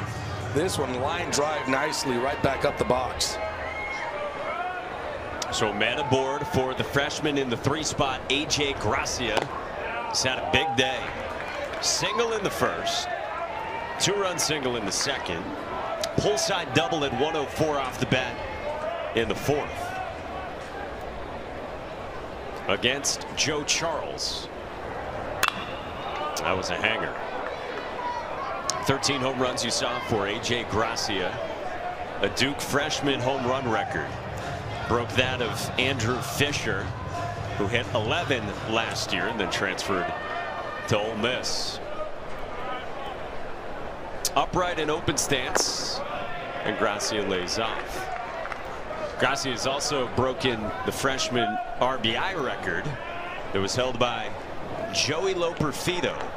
And he did it on the same day Joey Loperfido was called up. Yeah, how about that? You get called up to the big leagues and they say, oh, by the way, sorry, but your RBI record as a freshman just got broken. You said, I'm good. It dulls the blow a little bit. Hey, let him have it. I made it to the show. Loperfido up to the Houston Astros. Ooh, strike 3 called. And Garcia didn't like it, but goes down by way of the K, and there's 1 gone. Slider just a bit off the plate away, but just too close of a pitch to take in that situation. Always tell young hitters, if it's close and you think it might be a strike, just try to foul it off. Get yourself a pitch that's more in the zone that you can drive. So now Alex Stone. 0 for 3, line out to center, strikeout swinging, fly out to center. Against Charles, who is coming on strikeout, with a strike him out, throw him out. Single from Miller, another K against Garcia. This is lined up the middle into center field, a base hit for Stone. Hard contact from Miller and Stone, and there's 2 on with 1 out for Duke in the 6th, up 5. You can see kind of the thought process right now with Duke against Charles of just, hey, take that ball right back up the box. Don't try to pull it. Don't try to get around it. Just hit it right to the big part of the field.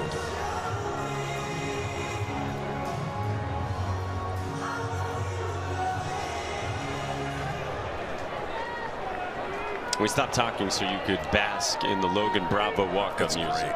It's fantastic. Now it's going to be stuck in my head for a couple innings. 2 out for him, and he takes a first pitch strike. What's your go-to karaoke song? How Do You Like Me Now? It's a country song. Who's it by? Is it Toby Keith? Hold, please. Swing and a miss, nothing at 2. Toby Keith. Yes, I did it. Would you like to sing it for us? I can't. I'm not allowed to sing it because then the thing isn't there problems if you sing it, then you have to pay some money. We don't want to do that. I don't want to get in trouble. On the ground, left side, gently toward Lodi's. Long throw to first. Not in time. Bravo beat it out on a tough play for Lodi's, and Duke's got him loaded with just 1 out. Well, what a play by Lodi's here, almost coming up big. Probably thinking maybe going to third, you weren't going to be able to get him there. Strong arm across the field.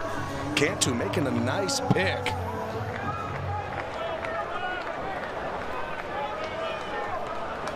Bravo just too fast. So he loads him up, and now Link Jarrett will come out again. Got a lefty here in Chase Cruson, then a righty, then a switch hitter. And you've got left-handed action up in the pen behind Joe Charles. It's actually a left-handed heavy pitching staff for Florida State.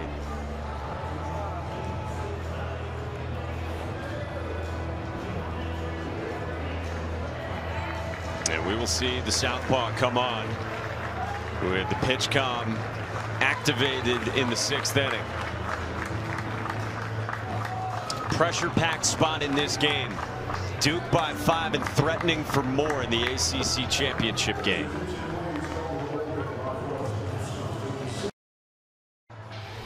On a championship Sunday in Charlotte, gorgeous on Memorial Day weekend in this lovely city, the host for the ACC tournament. We're in the 6th inning at Truist Field, the home of the White Sox AAA affiliate, the Charlotte Knights. All right, so huge spot here for Hudson Rowan, the freshman from Panama City, who comes on with the bases loaded for Duke. Hudson Rowan just basically fastball, curveball. Will throw the fastball 81% of the time, 91 to 93 on that velo. A lot of ride on the heater. Ball 1 to Chase Cruson, freshman from Pennsylvania, who's had a solid second half of the season. He's played a part here in the ACC tournament. Singled in the 2nd. Inside 2-0. Well, if you're Cruson right now, you're looking for 1 pitch and 1 pitch alone. Looking for that fastball right down Broadway. That's the only pitch you're looking for. Nothing on the corners, just middle part of the plate. Loaded up with 1 out. Rowan's 2-0. That misses. Now you're taking. You are going to make Rowan throw a strike here. Only throws a strike on the fastball 50% of the time. Gotta spot one here. Oh, couple of close misses, and it walks in a run. 10-4 Duke in the 6th. This one was the closest one, but you can tell once you see that catcher having to reach as much as he did, you're not going to get the call.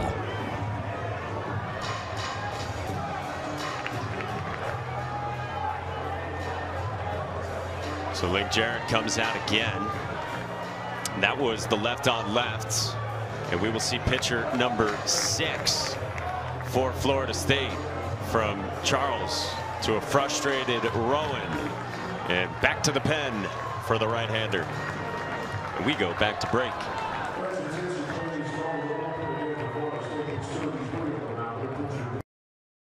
Sights and sounds from the ACC tournament in Charlotte, North Carolina. It's been a lot of fun with a lot of laughs. It's been a lot of fun, a lot of laughs, interviews going crazy. What's that? That was me talking that we were doing our pregame, having some fun, sliding down the hills.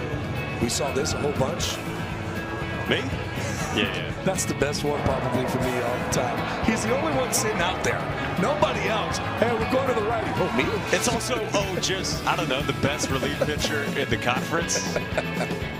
Got the Young Bucks in attendance on this Sunday of Memorial Day weekend. I want one of those. What's that? Is that the icy? I think so. Yeah. Love that. Ben Barrett comes out to face Devin Obee with the bases loaded for Duke. Former two-way guy, a sophomore from Orlando, came in with a ton of talent. Breaking ball, capped foul, 1-1. And that's what you're going to see a lot of. The slider throws it about 49% of the time. Has a fastball too. Will also throw a changeup. Does have a curveball. Not necessarily throws it too much, but it really is a lot of sliders. There's another 2-1. Obee walked in the second, popped out and foul grounded the catcher, and then singled at 109 off the bat his last time leading off the 5th. Hammered. Left field. Ferrer's back, and it's another grand slam for Duke.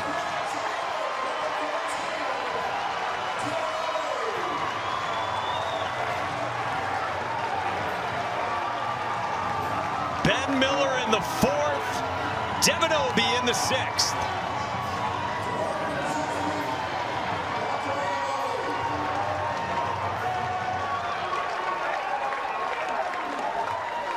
Devin Obee hit a 455-foot home run last night.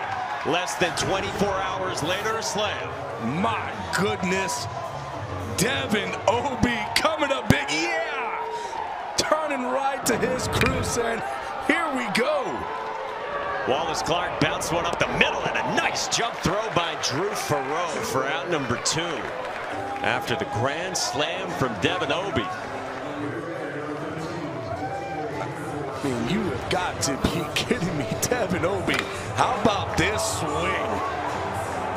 Had not hit a grand slam this season, was 3 for 10, making 4 for 11 now with a grand salami. Second of the day for Duke. 8th grand slam this season. 3rd in Charlotte, 2nd today, like we said, for the Blue Devils.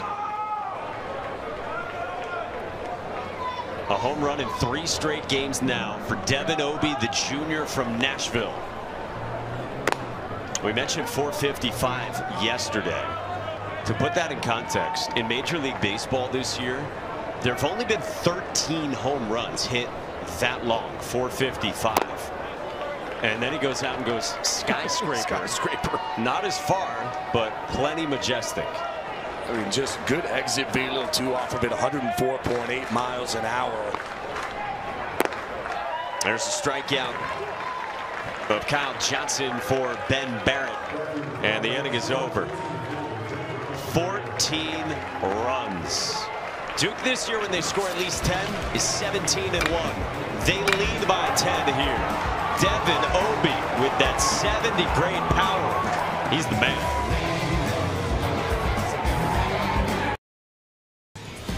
At one of the great backdrops in all of baseball, really all of sports. Post-game fireworks last night after Duke advanced past Miami in the semifinals to get here to the ACC Championship Game. Marco Dinges leads off against Tim Noon in the bottom of the 6th. Duke by 10 on Dinges and the Noles. Quick working Noon is behind 3-0. With Gabby Sanchez and Danny Wexelman, Mike Monaco with you. Our entire crew behind the scenes.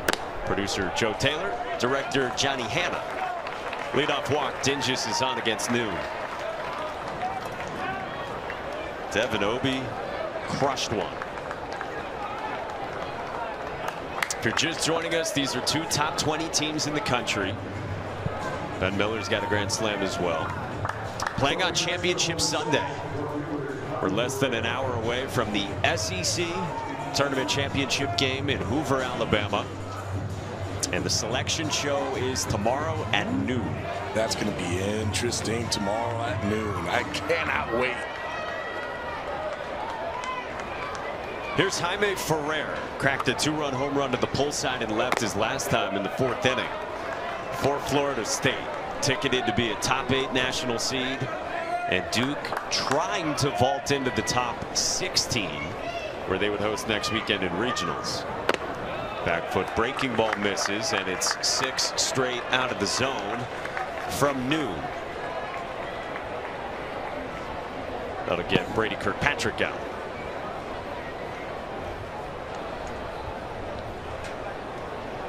Kirkpatrick going out there saying, okay, we got a 10-run lead here. And by the way, there's no 10-run rule in championship action. Yep, so we're playing all 9. Let's start getting that ball over the plate and make them earn every bit of getting on.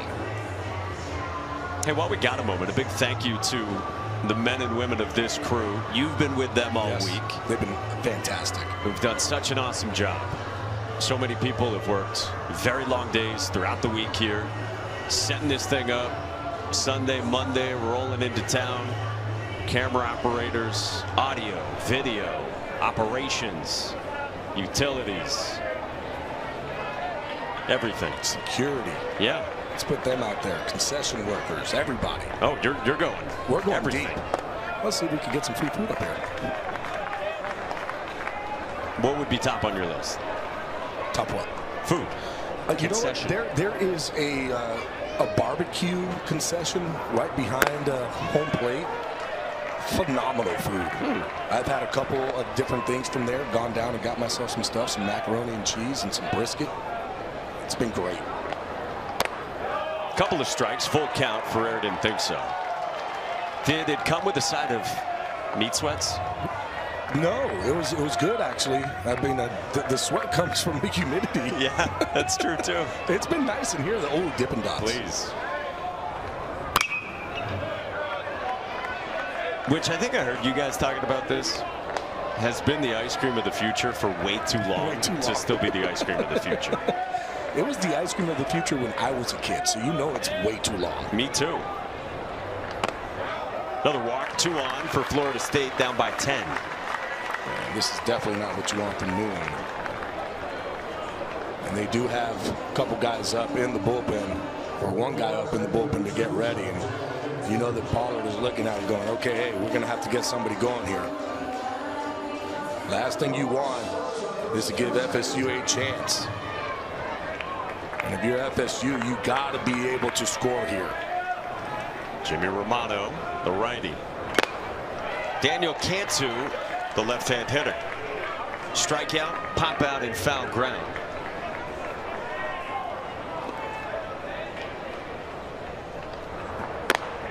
Cantu, the USF transfer in his first season at Florida State. 23-year-old who spent 4 years at South Florida. 3-year starter there.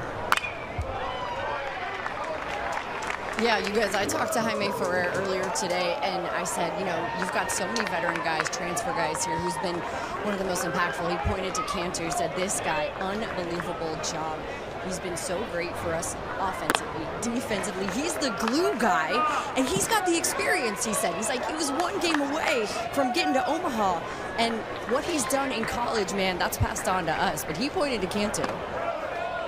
You love a good glue guy. Love a glue guy, yeah. Wexy, how you doing down there, by the way?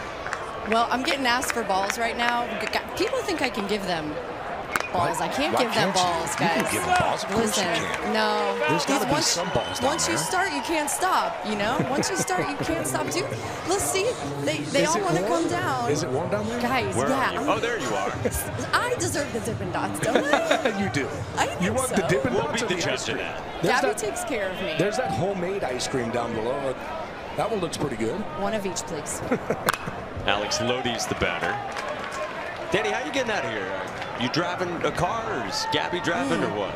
You know I don't really drive much. You don't want me to drive. I'll probably take a bike. I'll scooter home. Do we know what a sedan is at this point? Listen, it's been a big vocabulary lesson this whole week. Mike Farron was learning words yesterday. I'm learning what a sedan is. I haven't driven much in the last 10 years, guys, so cars... That's a crossover. Cars go over my head, okay? I take the subway. Leave me alone. Just to be clear, Danny has driven a sedan, but wasn't exactly familiar with the sedan. Did not know what the sedan was when we asked. I wasn't familiar that a car is also a sedan, but here I am letting everyone know. I'm sorry, familiar with Danny. cars. I'm getting Okay. crushed for Nice. for having to Google that it was Toby Keith. I'm getting crushed for that.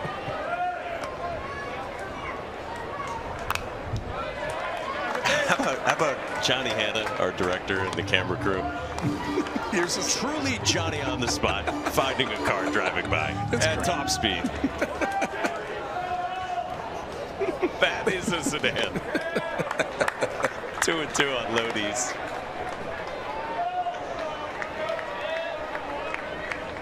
We should have more fun on the broadcast. No. Button it up, dude. Did that button come off? Oh. By the way, you've been real good with this short sleeve shirt all I season. love this short sleeve shirt. I need to buy myself like 5 more of them. 8th pitch to Lodi's. And Noon drops in a beautiful breaking ball. Back-to-back Ks, 2 gone in the 6th.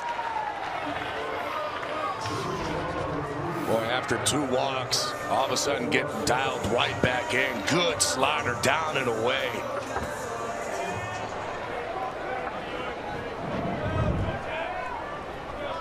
Like Jared left shaking his head. Now Drew Farrow.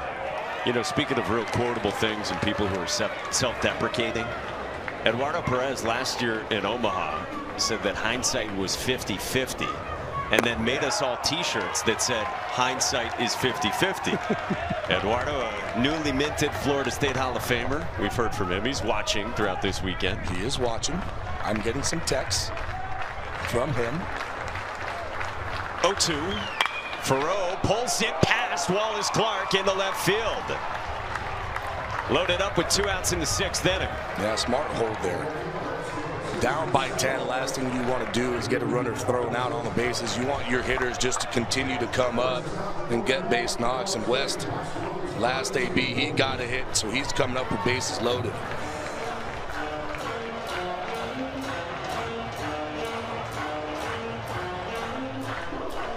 For a left on left for him. Jackson West against Tim Noon. Dinges, Ferrer, and Farrow aboard. Ball 1. West has rolled back to the mound and then singled to the backside. 2-0.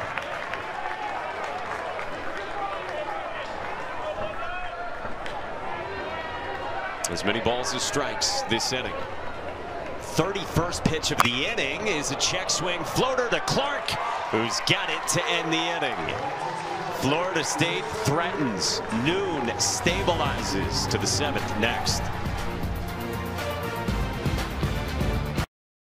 Grand Slam season for Duke in Charlotte.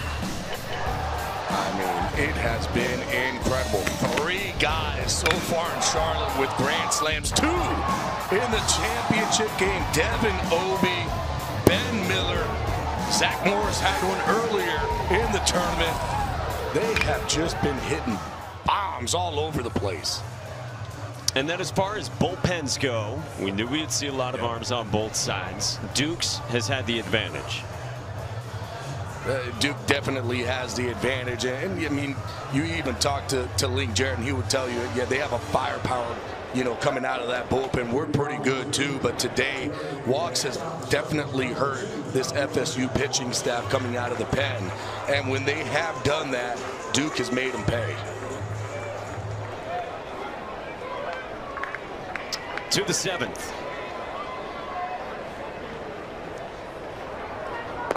Swing and a miss to start from Zach Morris, the leadoff man. 3 punch-outs and a walk, and a run scored for the first team All-ACC second baseman against Ben Barrett. Both these teams awaiting their fate tomorrow with the selection show. And Duke trying to lock up an ACC tournament title 9 outs away. It's going to be real interesting to see the health on both sides pitching wise as well before next weekend.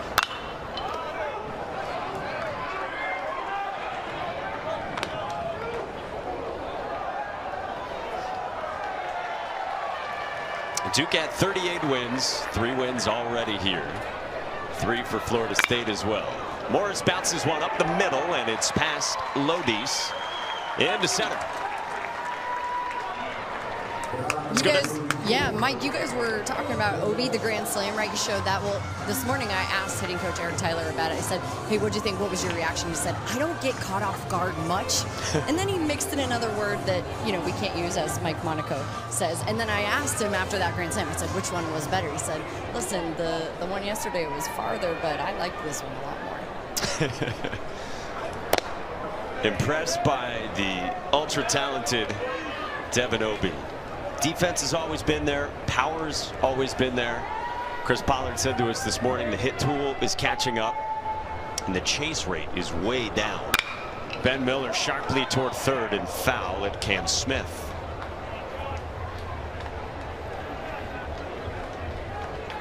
Where does Duke rank in this conference among most talented teams?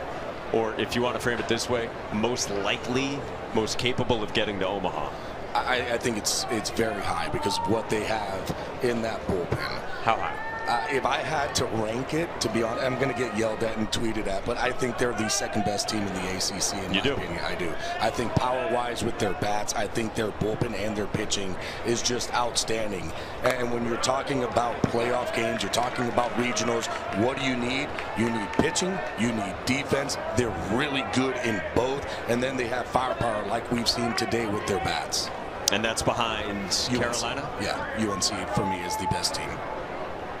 Nothing taken away from Clemson. I know that they're really good top to bottom, but I just feel like this Duke team is just made to go out there and win, you know, these kind of series, especially the way that they're playing right now.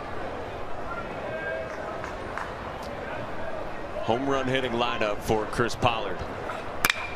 Miller skies another, left center field, toward the wall, and gone! Ben Miller's second of the ball game, and it is a Duke onslaught in the title game. And on cue, this is one of the big reasons why. They have just been overpowering the baseball out of this stadium. Ben Miller, 2 home runs today, 3 hits. This is a slider, left up. And this ball just powered out of this ballpark. So he's already hit a grand slam, which, oh, by the way, with Devin Obee, made Duke the first team in ACC tournament history to hit multiple grand slams in a game. And now he's got a 2-run tank. AJ Garcia lines out to Jaime Ferrer in left for the first out of the 7th. Well, kind of case in point, right? Like, you're just talking about how talented this team is, and they've hung 16 on a top 10 team in Florida State. And this Florida State team is a very good team, and they do have depth in their pitching. I wouldn't be surprised at all if we're looking at this Florida State team in the College World Series, and that's how good they are. I mean, I really do feel like there's a potential 4 teams easily that can make it to the College World Series, maybe even 5. Like, they have that type of potential. And then we're talking about where they fit in talent-wise. And that health that we mentioned earlier, 2-0 on Alex Stone, by the way. And Jonathan Santucci and Kyle Johnson are going to be ready to go, it sounds like, next weekend. Again, Jonathan Santucci, 45th on Kylie McDaniel's draft rankings. First team All-ACC, has been out the last 3 weeks with a rib cage injury. But through a bullpen yesterday, Chris Pollard told us the ball was really jumping out of his hand. Really encouraging. He's going to throw another bullpen Tuesday, and if that goes well, he's good to go next weekend. Chris Pollard said to us, now they would be smart with him. They would probably get 50 to 60 pitches from him first time out. Yep. But even that is a lot for a pitching staff for Duke for 2 years now that's been very versatile. Strike 3 called. Stone goes down. Well, you think about it, right? If he's able to go 50 or 60 pitches, that means he's probably able to get you into that 5th, the way that he's been able to throw the baseball this year. And in doing that, all of a sudden, now you're helping out that bullpen. You're not having to use so many guys. You look at a guy like Bielenson, who's able to cover like 3 innings anyways, where if you're able to go 5, you really only have to cover 1 or 2 innings to be able to get the ball to him. Here's Logan Bravo. And then along those same lines, Kyle Johnson, who hasn't pitched this week. We told you the freshman getting some rest. He's going to be ready to roll next weekend, is what Chris Pollard said to us. Same idea, 50 to 60 pitches. And Chris Pollard said they're basically going to be extended openers. Yeah, I mean, you look at, Johnson, and he's 94, 95 from the left side. Good breaking ball. Once you're able to have those kind of guys go out there and at least fill in 4 innings, maybe 5, that, I mean, with the way that this bullpen throws the baseball, it makes it really tough on the opposing team. To third, Cam Smith ends the inning. 16-4, and it is a stash bash for Ben Miller at Charlotte. It sure is. Second home run of the game, 2-run shot. Duke takes full command of this ballgame. All right, so the longest active droughts for the Men's College World Series among Power 5 schools. These 3 back to the 50s to find the last one, and then for Duke, 1961. And you said you feel like this Duke team is top 2 in terms of being equipped to get there out of the ACC. I really do. I mean, when you start to look at this team top to bottom and what they're able to do on the mound, what they're able to do with the glove, they've got their veterans, they've got their young guys, everybody kind of coming together. I think this is the year that you're going to see them in that College World Series. They've been so close. Ben Miller's got 2 home runs in this game. Zach Morris, the VMI transfer, has been massive. And Duke is pretty loaded. We mentioned Jonathan Santucci and Kyle Johnson. Think about this. They're 9 outs away from an ACC championship without getting a single pitch this week from either guy. And that's why they are so just deep. They're loaded. Max Williams, 1-hop swung to Wallace Clark for the first out. Kyle Johnson could step back onto the bump, give you 50 or 60. Charlie Bielenson, who has been on display a couple of times this week, got up during this game. Yes, him is likely not going to have to come in the way this one's going. I don't know. He might pester Pollard so much that he says, just go out there and throw an inning then. Well, right now it's Jimmy Romano, junior from New Jersey. Second year is a real piece in this staff. Good breaking ball to start out to Cam Smith, the likely first-round pick. And Jimmy Romano, 1-1 this season, and that's what you look at, 31 strikeouts and 21 2/3. Good fastball slider mix. Fastball is going to be 92 to 95. Really good slider. Has a 54% whiff rate on it. Which is as good as it gets, essentially, is a swing and miss pitch on a slider. I mean, and you talk about a guy with a fastball of 92, 95, that's going to play. Good heater there. Induces a ground ball to Clark, and a nice pick by Logan Bravo for out number 2. And it's fun having a first baseman over there that can just pick anything that you throw at him. We've seen that from Bravo so far this whole entire tournament. Really good first baseman.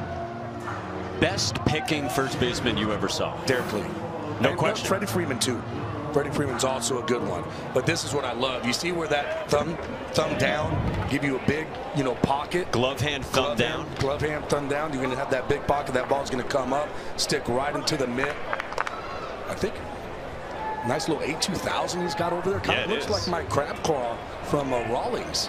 What's your crab claw from Rawlings? It's that same kind of situation there where, ooh, that ball smacked. Squared up by the ACC Player of the Year, James Tibbs, 2-out single. It's just the type of style of glove where I loved it a lot. I did use a lot of A2000s too. Use Rawlings and Wilson. But it's just the pocket that you see. And you just got that deep. You can see how deep that pocket is in there. So when that ball sticks in there, you're just holding on tight. Logan's almost trying to hide it from our cameras. He's just fidgety. So Tibbs is on it. Here's Marco Dinges, cleanup man who's doubled and walked. And the contact's been allowed. He's one of the top exit velocity leaders in the country. Fly out to center in the first was 107 off the bat. Double in the fourth was a mere 114 miles an hour. With 2 outs, 1-0, he lays off.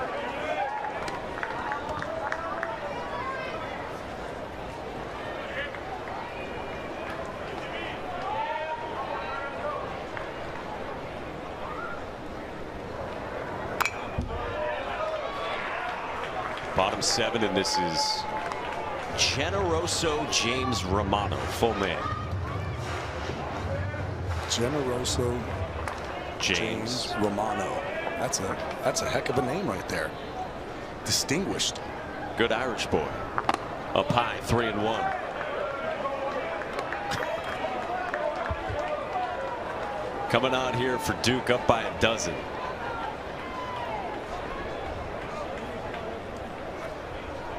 His 14th pitch misses inside, and Dinges walks to put 2 on for Florida State with 2 away.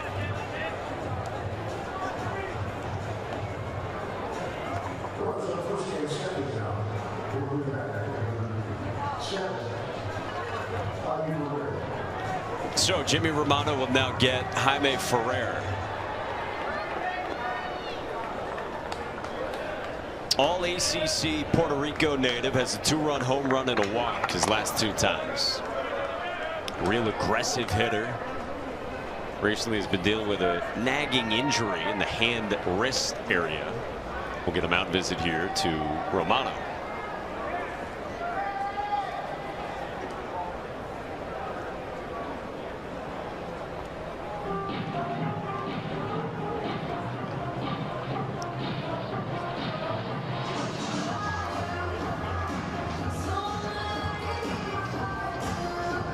After the game here on ESPN2, you can flip on over to ACC Network.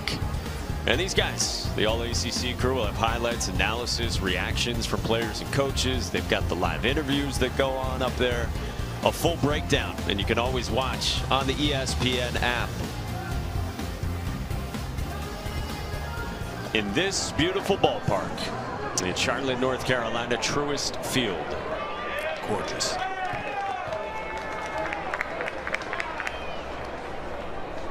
So 1-0 on Ferrer, who throughout his career has been hit by a ton of pitches. It's part of the wear and tear on the body. A couple of years ago, Jaime Ferrer got hit 23 times. Ooh. Do you know the major league record in one season for hit by pitches? Either the number or the player. I'm going to just guess something in the 43 range. Bouncing ball. It's 51. Clark to the bag to retire Ferrer. That sounds gnarly. That's ridiculous. 8th inning on the way. Duke on its way to an ACC title.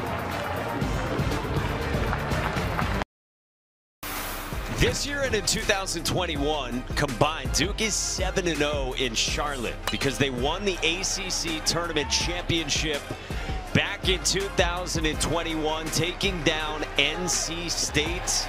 And what a ride it's been for Chris Pollard the last few years. It definitely was. And I remember this, too, because there was a play in this ball game where there was a sacked fly to center field for NC State. And the guy on third didn't tag. He left the base early, had to come back. And by the time he did, they couldn't come in to score. And that was really the ball game, making it 1-0. It was a quick one. You look at the turnaround under Chris Pollard.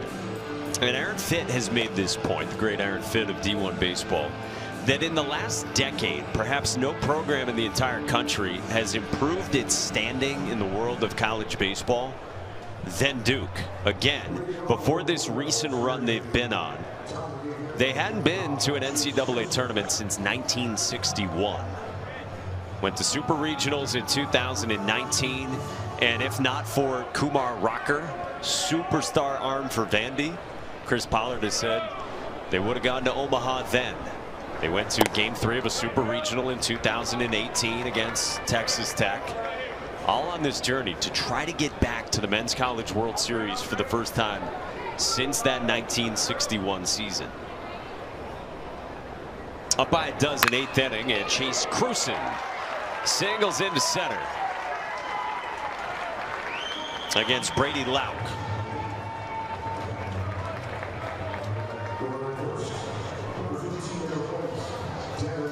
I'll tell you this, Duke just continues to come out and just swing it. They are not content, even with that 16-4 ball game. They're saying we want more.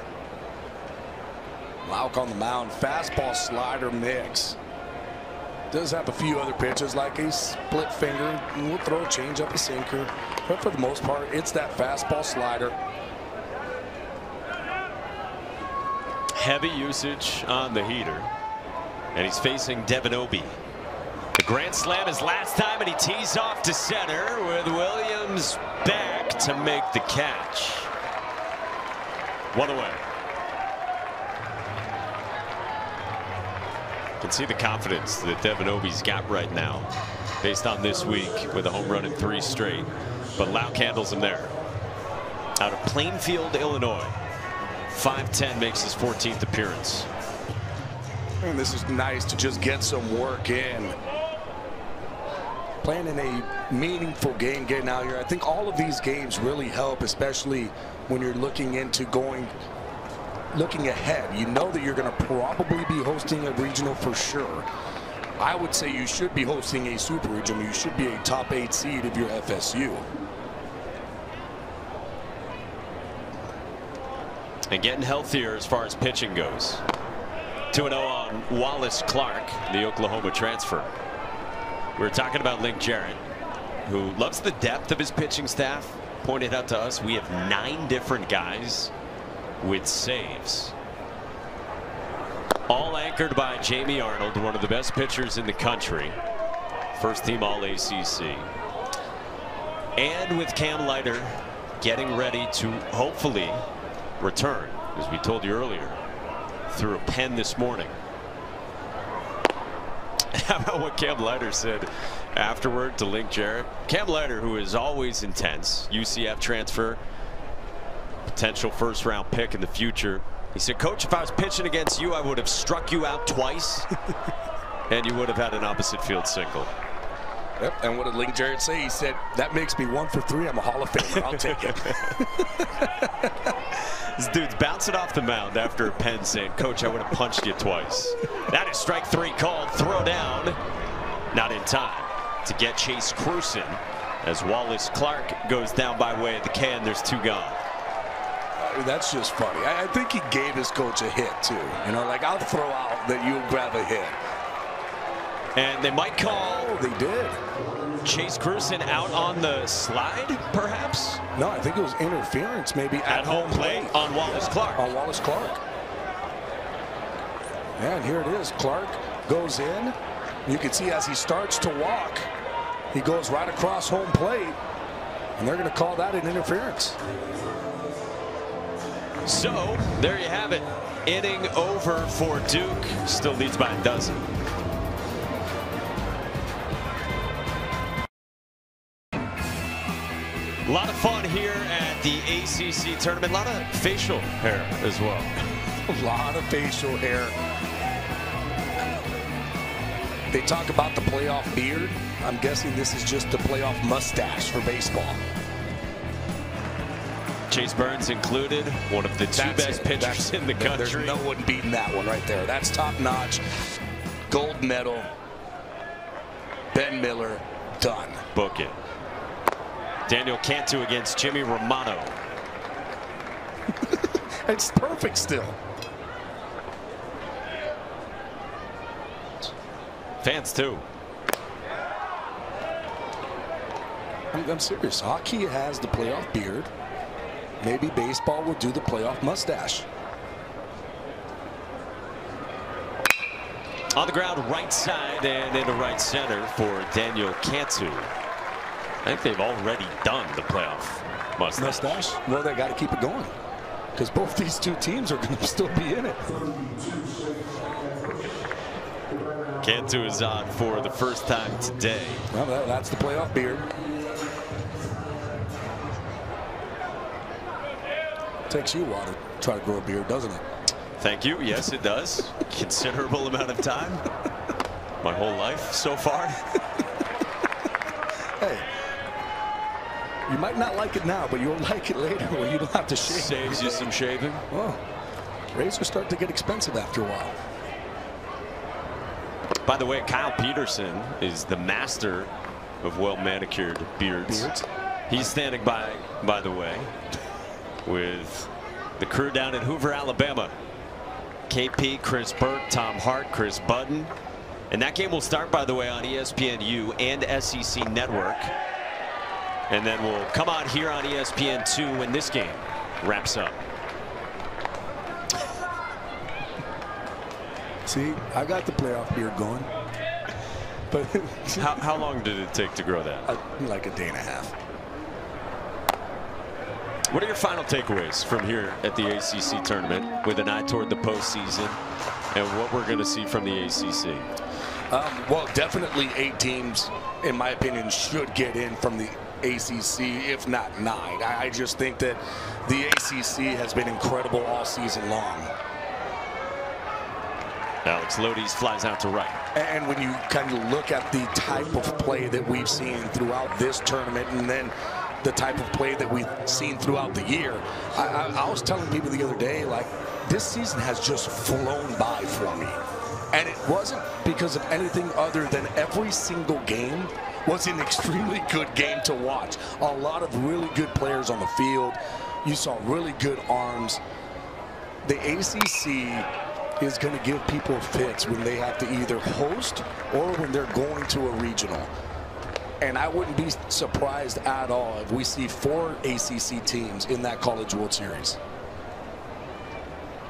On top of that, guys, how about what the coaches have been saying about it too, right? You got J.D. Arteaga, who's been a part of the ACC, whether he's playing, coaching, talking about how he's never seen the ACC this stacked, right? You talk to all the coaches, you talk to the guys who are playing in this league, the talent, you were talking about the draft eligible guys too, those first-round picks that are littered around the field here and what the ACC has done all season. I mean, it's been a treat, but it goes toe-to-toe with the SEC, in my opinion. Sure does. And so many of the coaches in this league have been banging that drum this season. Deservingly so. I mean, we've been doing this for, what, 5 years now? This is the best this ACC has been in those 5 years by leaps and bounds, too. It's not even close. Drew Farrow strikes out. So, all right, you've laid it out. North Carolina projected and locked into a top 8 national seed. Same with Clemson, probably the same with Florida State as well. Virginia and NC State, according to D1 Baseball, are going to host as well. And then question tomorrow will be, does Duke get a host spot as well? Well, actually, I guess the question is tonight. We'll learn that. I mean, you look at what Duke has done today in this championship game. How could you not? I mean, they have been incredible all season long. That is a newborn baby. One of, or perhaps assuredly the newest ACC baseball fan. My goodness. 2 outs. This is Jackson West, the Florida State catcher. It's going to be really sweet to see Florida State, for everyone around that program, to have them hosting at Dick Hauser again after their historic streak of 44 straight NCAA tournaments. Came to an end last year, but now right back to business this year. 1-2. Slapped the opposite way into left field by West. They wave around, can't to. Strong throw, the pick, the tag. Got him. Chase Cruson does it again, and he does an MJ shrug in left. Chase Cruson did it earlier this week, and he can't stop. My goodness, Cruson. Stop running on this man. You're just going to get thrown out at home. He consistently does it. Stone with the great pick. Getting Cantu out. And boy, everybody's loving it.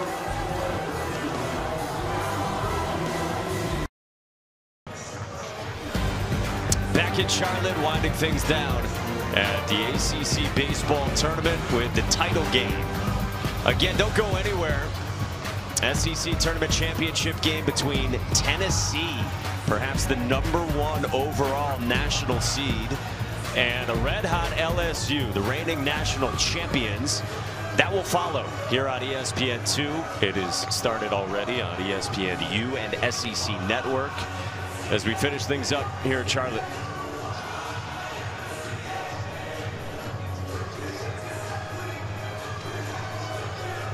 Gabby Sanchez, Danny Wexelman, Mike Monaco, our entire crew with you as we start the 9th inning.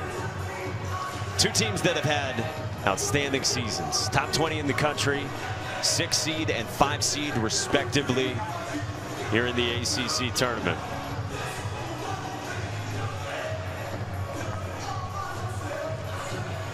Pitching was thin on both sides coming into this one, and all arms on deck.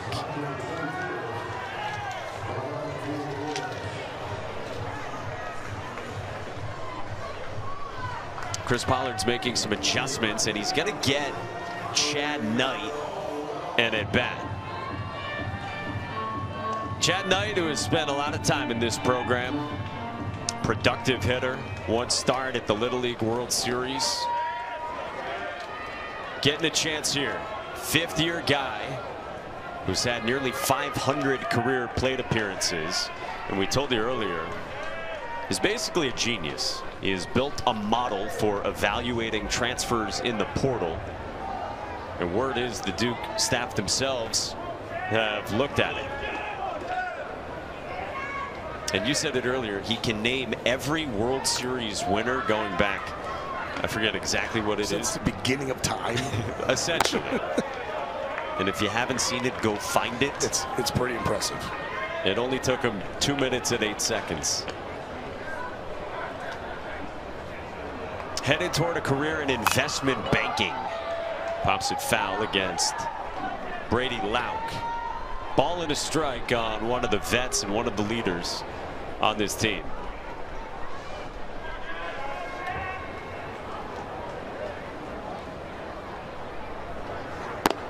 Two and 1.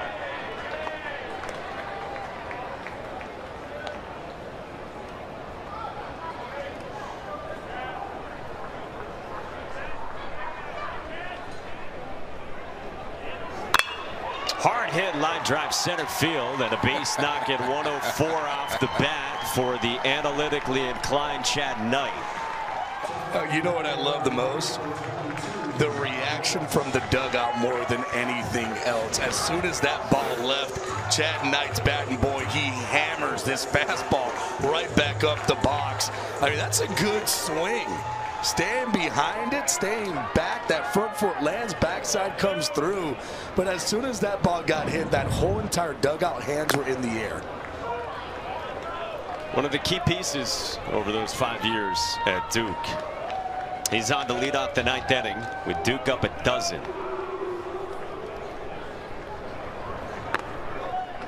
One and one on Zach Morris, who's walked and scored, and also singled and scored from the leadoff spot.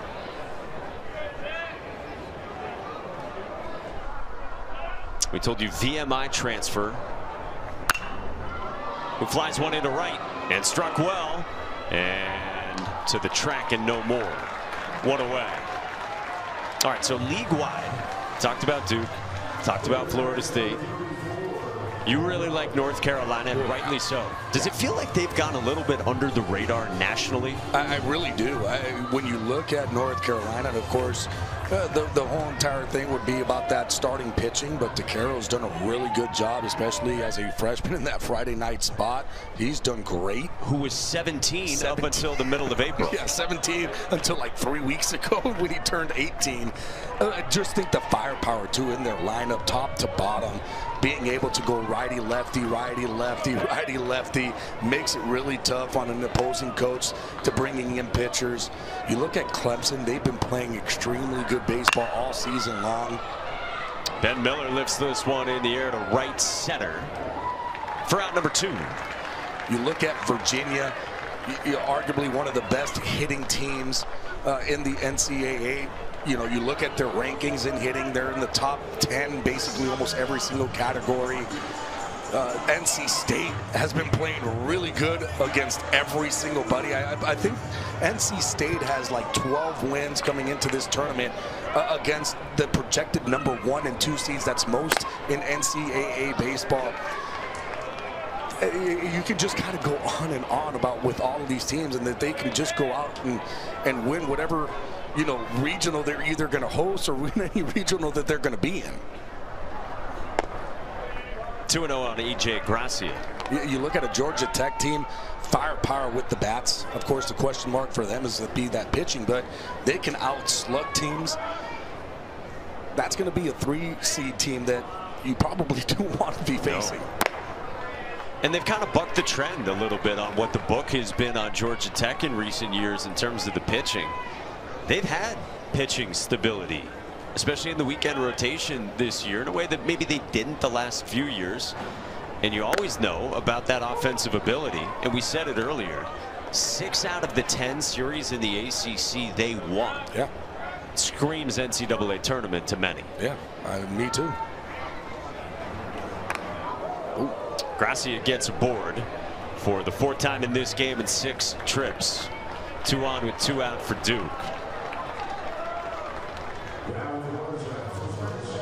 You know, last year was real interesting for the ACC in the big picture. SEC has won 5 of the last 6 national titles. Wake Forest, though, was the number 1 headed there last year. Number 1 for a lot of the season. Virginia was there as well. With that loaded offense that there always is for Brian O'Connor and Kevin McMullen. And we'll see who out of the ACC and how many, perhaps is the better question, get there this year. Yeah, really. I mean, I'm telling you, I would not be surprised at all if 4 teams. I mean, I think there's a potential for 4 teams to be able to get to the College World Series with what they have stuff-wise and team-wise and the way that they're able to play this game. That's a strike to Alex Stone. And the other thing, too, when you kind of look at the ACC and the grind that they've had to be in these games of just going back and forth with other teams in the ACC and that type of play, that's going to help them out for regionals because they've been battle-tested. The fun all starts tomorrow with the selection show. And then regionals begin on Friday And again, if you haven't given squeeze play a chance, make this the year. It's like red zone if you're an NFL fan.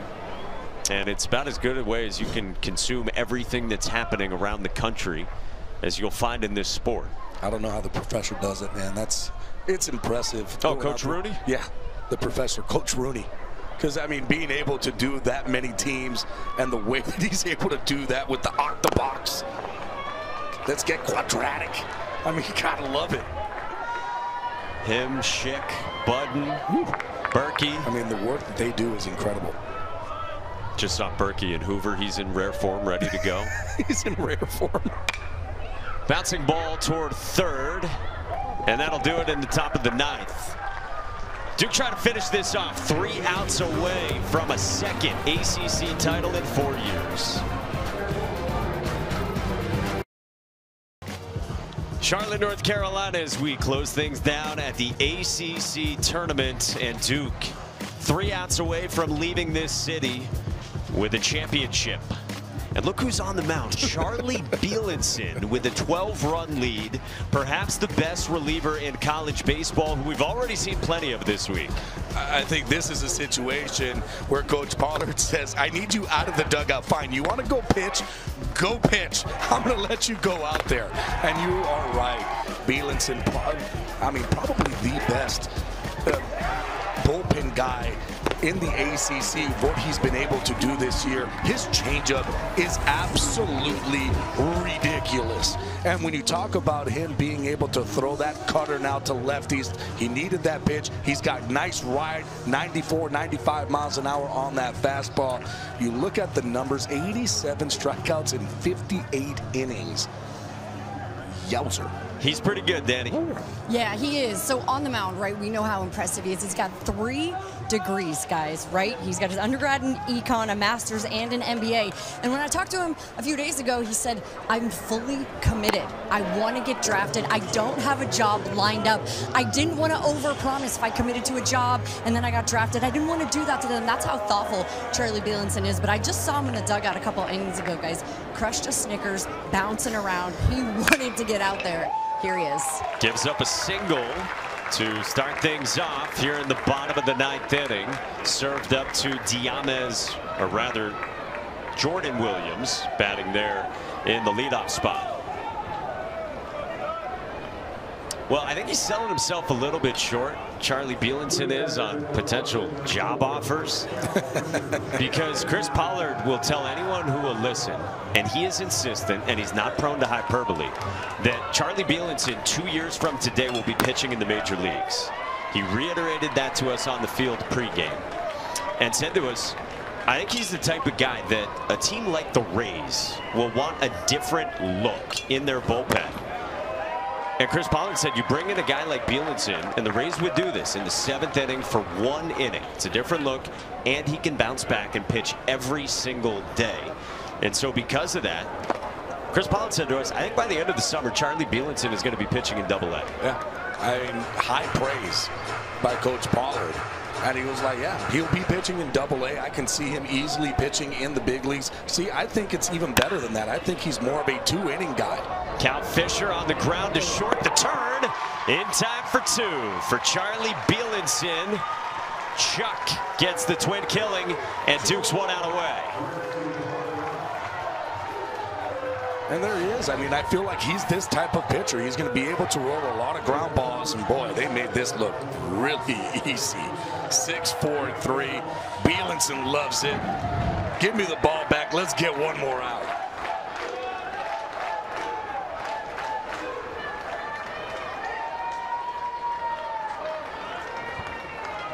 Charlie Bielenson trying to finish this thing off. Diamez Ross caps 1 foul. Think about a Duke program here that has turned things around the last half-dozen years, led by Chris Pollard. 2nd ever trip to the ACC Championship Game and trying to win another league title. 1-1.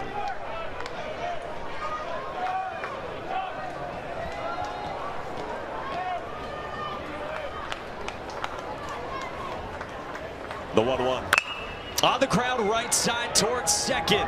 Morris on the move, and Duke has won the ACC Championship.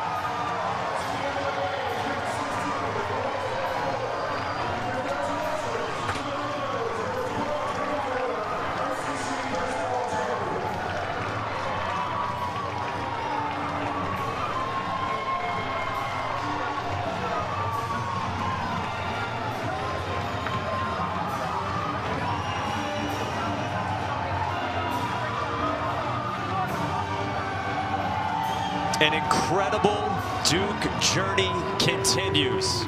Link Jarrett's team, meanwhile, going to be a top 8 national seed.